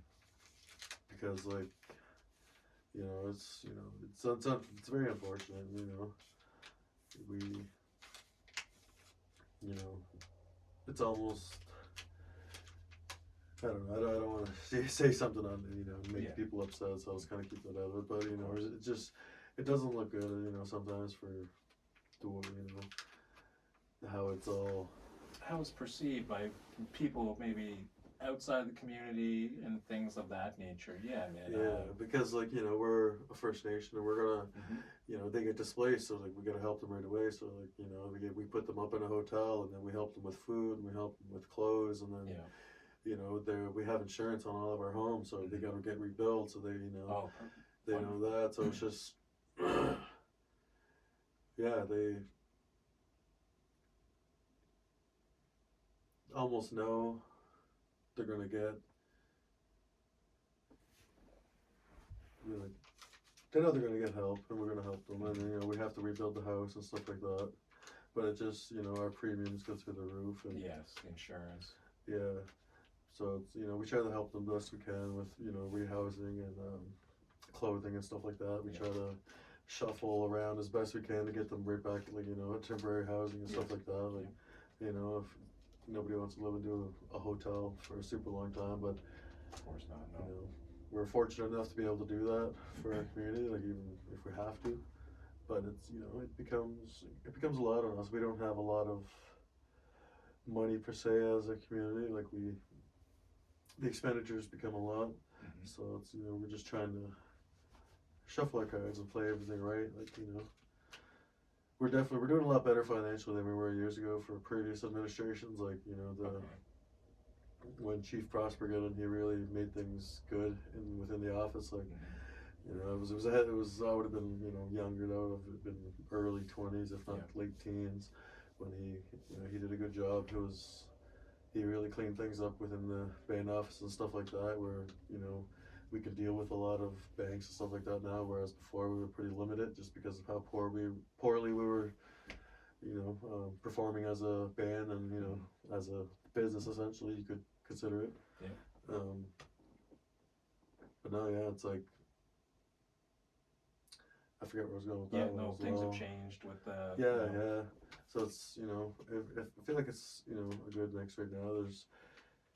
There's always tension, I guess, you know, there's just seems to be, I don't know, a little bit of tension in the air sometimes, but it's just, you know, at the end of the day, it's a workplace, you know, people need to realize that and, you know, try to stay professional at the workplace. At the end of the day, we're all working for the same team and we're all trying to strive to the same goal, so you know what I mean? As a community. We're all there to help each other at the end of the day, so it should be more constructive as in that way, rather than dividing, or you know what I mean? And that's passing down those pieces to like the youth and like, you know, the community, just trying to grow together. Huh? Yeah. Yeah. Yeah.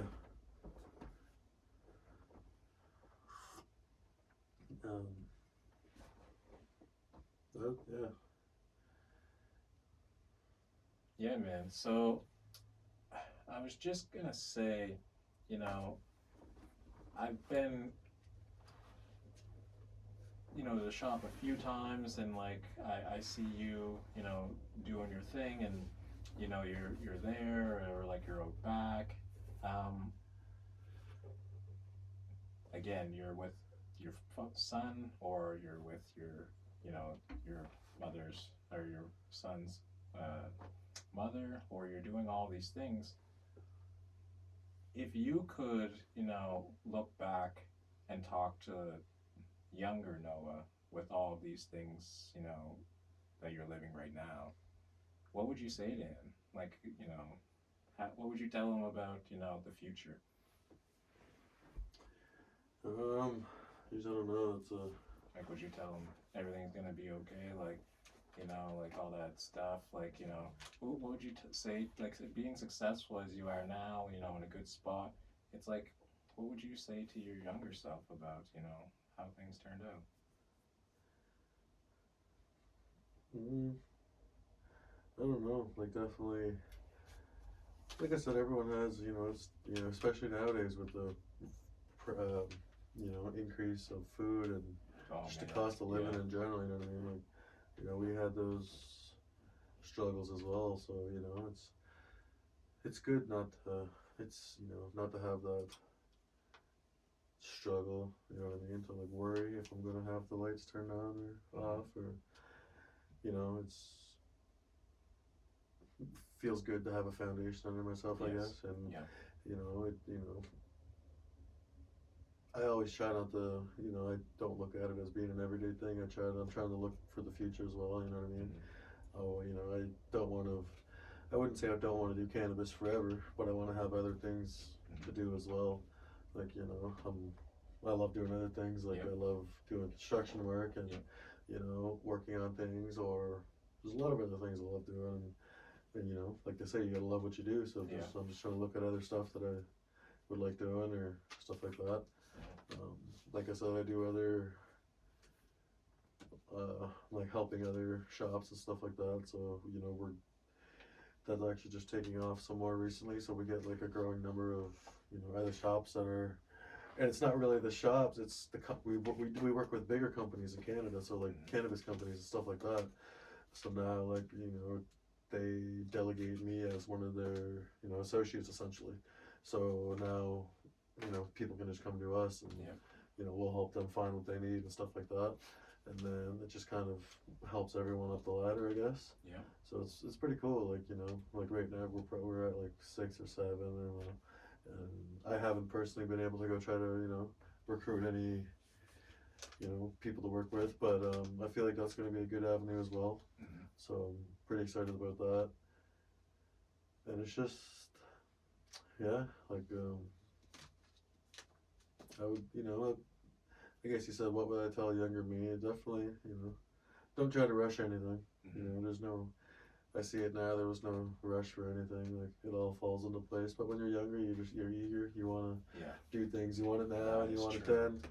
That is true. And want it when I want it. I want it right now. Exactly. Yeah. Yeah. So it was just like I said, maybe I've rushed into a few things. Like I said, I was pretty young dad, but I wouldn't change it at this point. High level. Yeah. But like, it was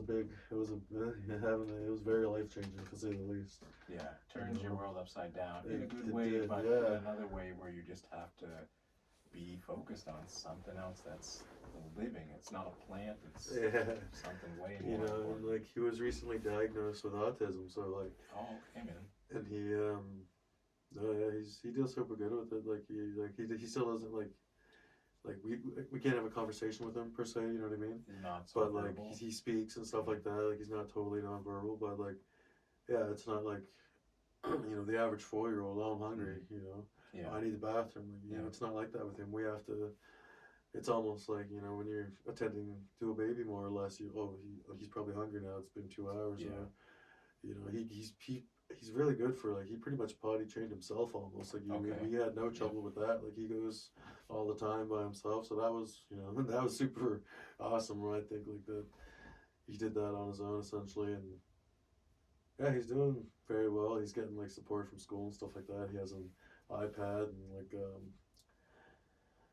like even our daycare director, he was a good David Kearns. He put a lot of effort into finding funding and stuff like that for our daycare. So he has found like funding that has hired people who are still working, and he's looking for other funding, and he's not even there anymore. He's taken on a new position, but he's showing a lot of interest in our kids, and it's good to see things like that. And so they purchased like an iPad and the apps on it, so they, learning apps, reading, writing, whatever, and communication apps and stuff like that. Does he It's have pretty cool. Does he have like an FC, like a facilitated communicator?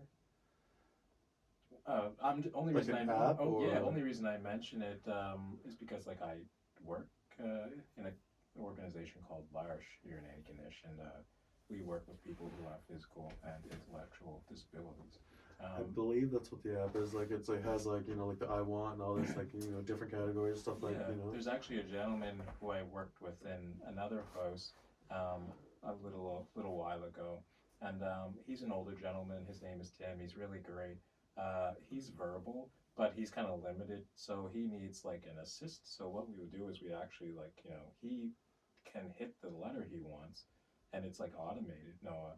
But we hold his arm just kind of for like support, so he can actually hit the trajectory right where he wants to on that certain letter, and he'll just spell out. He'll be like, "Hi, like how was like and he'll really elaborate. Like it'll be like comprehensive stuff where it's like he'll talk about everything. He's a little limited in like his normal speech, but is your son a little bit similar to that? He uses apps and can describe things it's a little all more. it's all new to him right now using the apps and like the iPad and stuff like that. It's very new to him, so he's still learning it.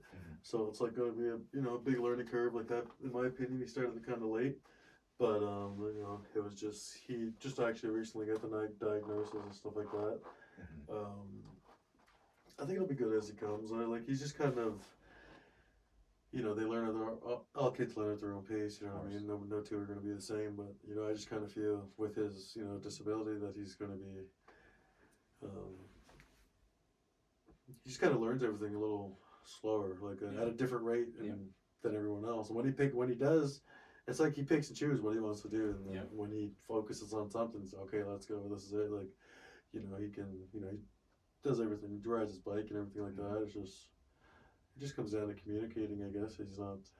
And if only there was enough, school or teachers or space to have a more personalized, school setting for kids in general, right? Yeah. Like I think most kids don't fit under the like general umbrella of sit down all day while the window's right next to me, and I have to pay attention to you when all I want to do is run outside. There's recess and things like that, but of course it's just not geared towards like everyone's benefit. The school system, especially for kids that have a disability, they're going to need to learn at a totally different pace. So it's really important, man, that there are organizations and like groups that really put a lot of like attention and emphasis on like helping those people. There's a lot of like different resources out there. I know like Tim was a boy. He had like a lot of training and stuff with like a lot of mentors and such. So there's a lot of that out there, but I'm sure that it always wasn't always easy. Like what made you, notice that maybe your son had like that he needed to be checked or something was happening? It was the communication. Like just not like that was basically the biggest thing we seen because he had other kids growing up around the same age, and like I said, they all started at different times, stuff like that. No two kids are the same, but we just noticed after like at a certain point, I don't know if it was like 2, that he kind of should have been saying a little bit more than he was, and then we kind of really started going like mom, dad, like every day, like for a good period, like a month or 2, and not to have any serious progression, like maybe seeing mom or dad once and then, but like you're not really wanting to repeat us. And then, after about 3, it was just kind of that assumption. And then, like he wasn't formally diagnosed until about a month or 2. Okay. But it's like that, and then, he has, like in my opinion, that's all I really see is the talking, and then he's like sensitive to sound, like extreme loud sounds. Like it kind of scares him, like what kid doesn't it? But like he takes a particular scaring to it, I guess, like that. Now, how is it, dealing with all of that? It's different. It's it's like I said, you just have to really be attentive to what he needs because he can't communicate it to you. So it's like in a sense, kind of hard, like trying to guess what he wants all the time, and like it's really hard. Like he was getting frustrated on his iPad. Yeah, we try to restrict his iPad time. We give him, 2 hours a day or something like that. And he likes his learning apps and stuff like that.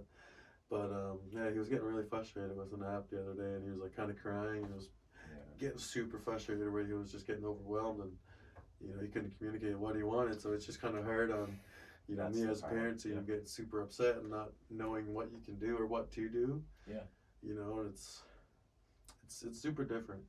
And if you don't know, he's, like I get parents that kind of joke, oh, it must be nice because they don't talk. It's not funny. Yeah. It's not. It's not at all. It's hurtful, actually. Yeah. Yeah, like, it's almost choking me up talking about it, but, Of course. Yeah, because you see how, we can be if we aren't, conscientious of how we treat people, man. Nobody's without some pain. Nobody's without some hurt. And, like, even just with, like, things like,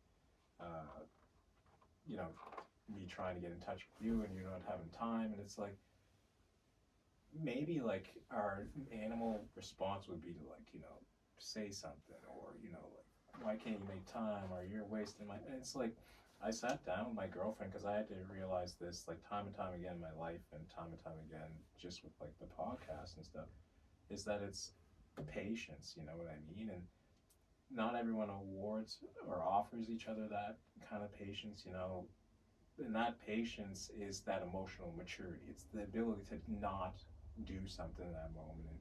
And, people say things, and, it can be hurtful, but once it's said, it's said. Yeah. And that's why it's so important, to have the emotional maturity. I don't think they meant any, like, harm by it. Like, they're just kind of maybe poking fun at their kid never shuts up. But, like, it'd be good to have a conversation. Yeah. I mean, you need to talk to people like that, because it's like, we know each other, and, we care about each other enough to be talking to one another. And, it means something to me. It would mean something to me if you wouldn't say those things, but also it means something to me, if, like, we could have a conversation about, like, why it's not appropriate. Because I know they, like, didn't truly mean, I don't know they didn't mean any harm by it, but, when you're going into 4 and 5 years and there's no, like I said, he talks, but it's not, like, on a conversation basis, like, we're super happy if he does, like, if we get a response, like a reply out of him, and it's not like he's ignoring us, and I feel like it'll come when he's ready. He's just focused on whatever he wants to be focused on. He'll get there, man. He'll get there, actually. I believe it. I 100% believe it, man. And, I really know that, he means a lot to you. I can tell, and, you're doing a great job, man. Like, you're the dad, you're a businessman, you're doing all this stuff, and I just wanted to tell you, that I'm proud of you, and I know a lot of people are proud of you too, and you're doing the right thing, and keep going. And there's gonna be hard times, but there's people that care about you. Your son cares about you, your wife, the people that are really closest to you, and we know that you're gonna keep doing great things. And we just want to say that, like, the community appreciates you, and that's for sure. Antigonish is really gonna look at this, and they're gonna say that somebody, and BUCK-in-keg, they're gonna say somebody that we're really proud of. If I could say one more thing, Noah, is there anything you want to say to your people right now? You're on a platform, you're in a position right now to say something to your community, to your people. Is there anything you want to say directly to them right now? I don't know, off the top of my head, can't think of anything, just an average person, just like everyone else is, and, that's one of the main reasons I wanted to do it as well. I hope everyone feels like they can come to me, with whatever it might be. I feel like we're definitely trying to take a little more action on matters and stuff like that, get it done more quickly, but, even as, I can be trusted for sure. I feel like that's why I got so far in the business that I do, you can't, it takes a lot of trust to, deal with certain vendors in the industry that it is. Of course. So it's just, I kind of had that for a while, and it's just, like, just the same as all of them. At the end of the day, it's just a normal person. It's their community, it's not mine. I just, felt like I contribute. They voted me in, so I'm here for them, essentially. It goes back to, a lot of people, I don't know, like there's a lot of past grievances and historical grievances between, families or individuals and stuff like that. And that sometimes kind of creates a divide, but, everyone's trying to strive toward a better tomorrow, I guess you could say. No, yeah, I just feel like I'm veering off with that, but yeah, no, man, that's perfect. No, I just feel like the average guy, essentially, and yeah, I just felt like it was something I'd be able to, contribute to, whether it be, physically or like even, it's just simple stuff. Like I said, it was part of my campaign letter where I just wanted to have a proactive approach on things where it could be like I know how it felt to be on the other side of the table. Like it's been a wild ride for the last 5 or 6 years doing everything, and even like I just with the mini home I had to struggle with the previous council, even just talking to them. Okay. It's like they didn't take me. It's like they didn't take me serious that I was getting a mini home or something. I don't know, and it was already kind of spinning off track again, I guess. Okay, yeah. But no, yeah, I just I felt I had a hard time talking to them, and then it got to the point where I was literally like fucking, so excuse my language, where I was felt like I was fighting with them, like, and it's a sad way, like everyone kind of feels, oh, if I make a Facebook post, I'll get a response, and I think I even said that, but it just got to the point where I broke down when I was talking to a counselor that came to see me and just briefly talk about it, and then I just remember I just ended up breaking down, like, it was kind of, we were both raising our voice, and then, and then finally that next day I got the meeting, I was in there, the whole council was there, our band director was there, had everyone in one building, had our housing director there. It was just sad that it took that to make it happen. Yeah. I just don't want that people to go through that or see that again. Like, you shouldn't feel like you're battling the people you elected in to talk to you. Yeah. You know what I mean? Like, yeah. They were supposed to be there for us or me at the time. I just want to be there as much as I can. I'm not special or anything. I just want to help wherever I can, I guess. Seems like, man, you're just, like you said, like an average or a normal person who just does, what they can.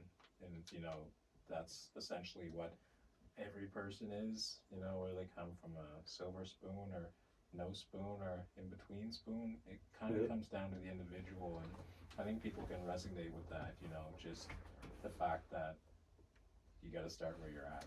You're not going to be in a perfect position to, impact people's lives. Yeah. Because, we're all just human at the end of the day. Nobody's going to be perfect or get the perfect, thing for everything. I don't really know where I'm going with that, but yeah. Anything you're looking forward to, Noah? As in what? Whatever, man. Just anything? Yeah, what's coming up? What do you, like, I mean, you're Noah before you're, as well as you're all those other things. What's coming up in the future? Anything looking forward to that you see as something that's going to be, I don't know, nothing, man. Like we've been in the mini home for like 2 years now, and we have it's like our storage room and our Mav's room and my room. It just feels like we're getting small, so we're trying to look at our options for housing and stuff like that. That's the biggest thing, really. I wouldn't mind having a bigger space for my family, possibly growing a family, but that's on another another day to talk about. It's just, I'm just looking, I don't know, have positive feelings about the future. Yeah. I'm excited. I'm excited to take on this new role, and excited to grow with the family and stuff like that, with my team as a business owner as well. It feels good. Just I feel like I'm in a good place right now. It feels good, I guess. Man, that's That's beautiful, brother. It's so beautiful. And it's hard to get to a place where you feel good about yourself, right? Hard to get to that spot. Yeah. So Noah, I want to, ask, maybe before we go, where can we, find the grass station? Like where can we find you out in the world of the internet and online and stuff? Where can you find us? Yeah, like your business and stuff. We're on Facebook, the Grass Station Dispensary.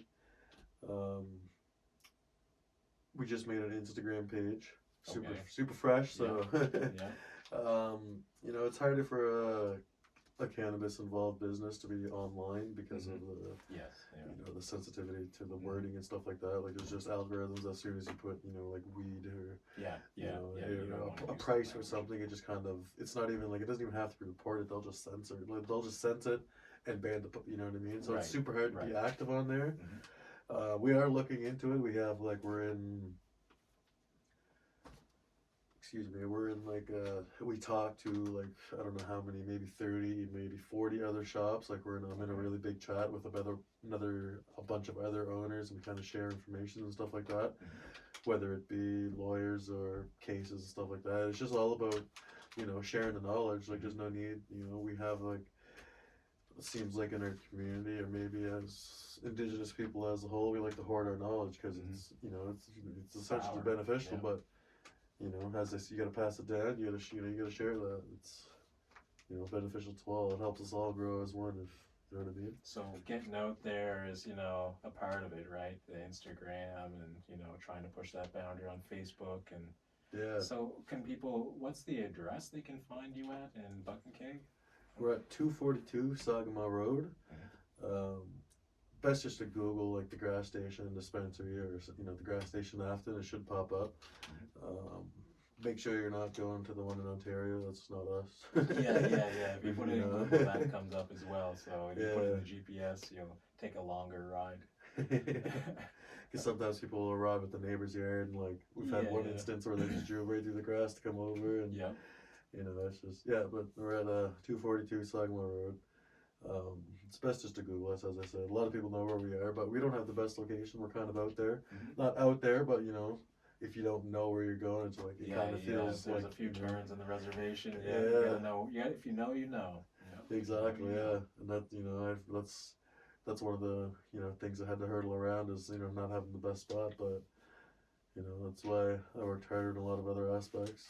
Of course. And word of mouth is very powerful in a small community. Big thing. Yeah. That's why I kind of knew.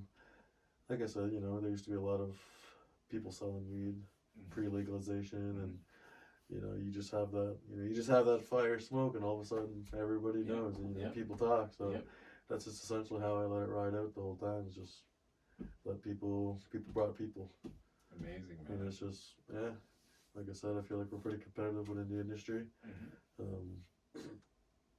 I just like to, I like to take ideas from wherever. I like to put them all together and just kind of, you know what I mean? I'll do a lot of exploring or stuff like that, just looking at other stuff or other ways we can do things. And, it's every time I change something around, my workers are like, oh, they're gonna be talking about the change. They're like, it's different because it always happens because whether it's just I see a different way to put it, and it'll just flows a little better each time, or just gets a little better each time. And it's just I think it's all about putting back into it. So always continually trying to change it and fix stuff up, and I just put a little office in there. It's super small. Yeah, you're adding that, right? Yeah, it's a tiny office, but it's just good enough where I can get a desk in there, printer, have a little bit of space, and put some shelves up. And it's just, because a lot of people know me, like you said, so it's hard to get any work done in there. Well, because people want to come. Don't want to be rude, and you're talking to everybody. So just a little private area I can get, so I can get some solid work done while I'm in there. Yeah, no, we'll see you. I've had a few hours in there so far, and I'm liking it because you can actually get some good work done you're right close away. And everything, and you're exactly, in the building. because I'm able to like focus on what I'm doing. Like, you know, I love to chat with everybody, but You're busy. when I'm in, you know, when I'm in the shop, it comes down to almost every second or third person, you know. And I know a lot of my customers, so we're chatting with everyone. And everybody wants to talk to us. Exactly. I might not know everybody's name. I Yeah. apologize, but you Yeah. know, you guys are remembering 5 or 6 names of us at the shop that you always see, and we're trying to remember 500 or 600, baby. You know what I mean? Yeah, So yeah. the ratio isn't fair for It's us. not So fair. You're right. you know, And it sucks when you see somebody like 10 times in the shop, and you're like, I know your face, but you know, I don't know your name, because you know we have like our you can join up in the shop, so yeah. you know, it's sometimes you almost feel bad, like, oh, I feel like I should know your name, like, you know, I seen you 12 times. You're gonna have to have a picture wall or something, man. Yeah. Like, you know, wait, gotcha. Okay. Yeah. Mike or whatever. Yeah. Facial recognition or something. But I want to ask you one last thing, man, before we hit the road. I want to know, like, if you could ever like be with like a celebrity or like a famous person, like who do you look up to? If you could have like a meal, or if you could just sit down and, you know, smoke one, or whatever it might be, is there like someone dead or alive, you know, that like you like would have loved, whether it's a celebrity or not? Is there anyone like that you would have loved to, like, you know, chopped it up with, broke bread with? Is there anybody that's like special in your mind? Jeez, I don't know. Honestly, like, not off the top of my head that I can think of. Like, never really had any true idolizations or people I looked up to, I guess. You know what I mean? It's just, not off the top of my head, I don't know. That's like, you know, the typical, you know, people you have, like, you're a fan of or something like that. But I wouldn't take it to the next level of, you know what I mean, like idolization or something. Jeez, I don't know. I feel like these easy questions are so hard for me to come up with an answer. Right? It's like, what do you like about yourself? It's just like, oh my God, like, Yeah, you know, exactly. like, don't ask me the meaning of life rather than like what I might or might not like about myself, you know. Yeah. So totally, brother. But man, I just wanted to say, like, I really appreciate you coming. It's been an amazing conversation. Everybody, you can, you know, check out Noah online on Facebook, newly created Snapchat post. You can also find them down in Paqtnkek, and the address is again 242 Saginaw Road. It's MEEG-maw spelling on Saginaw, so it's like it's not spelled how it sounds. That's why I always say it's best to just Google it. That's why people have such a hard time with the pronunciation of Paqtnkek, because you know, it's a P. You're saying something that sounds like a B. You know, and then like there's other, like the K sounds like a G, and it's just you know, there's a few different ones you can go on. And our alphabet is actually shorter than the normal one. It's like, I don't know if it's 18 or 19, I believe. It doesn't have all the letters in there. Okay. And but no, yeah, we're at 242 Saginaw Road. The best is just Google, find us on there. Wouldn't mind a good review, or an honest one, you know. Like, tell us your experience.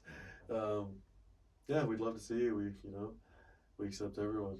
You know, there's a lot of people think we can I come there because I'm not like native. I was like, you know, you sure can. Everyone, as long as you're 19 plus, you can come on in. You know, we'd love to see you, chat with you. Yeah, it's a very welcoming place, man.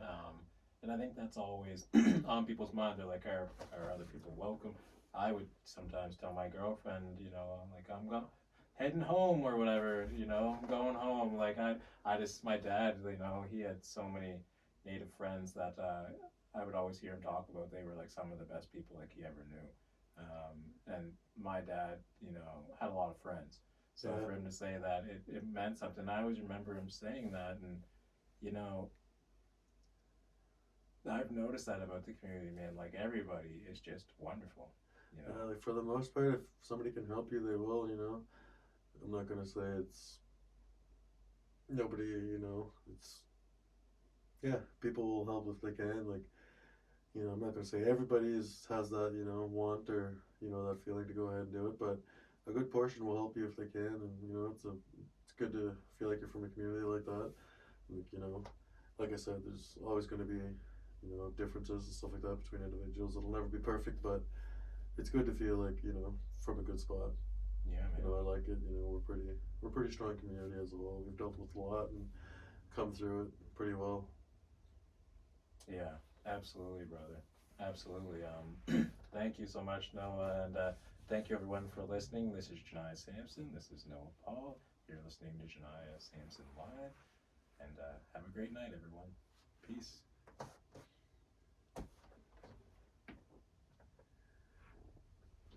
We did it, bro. Let me see that fucking thing here. Good, she's still going.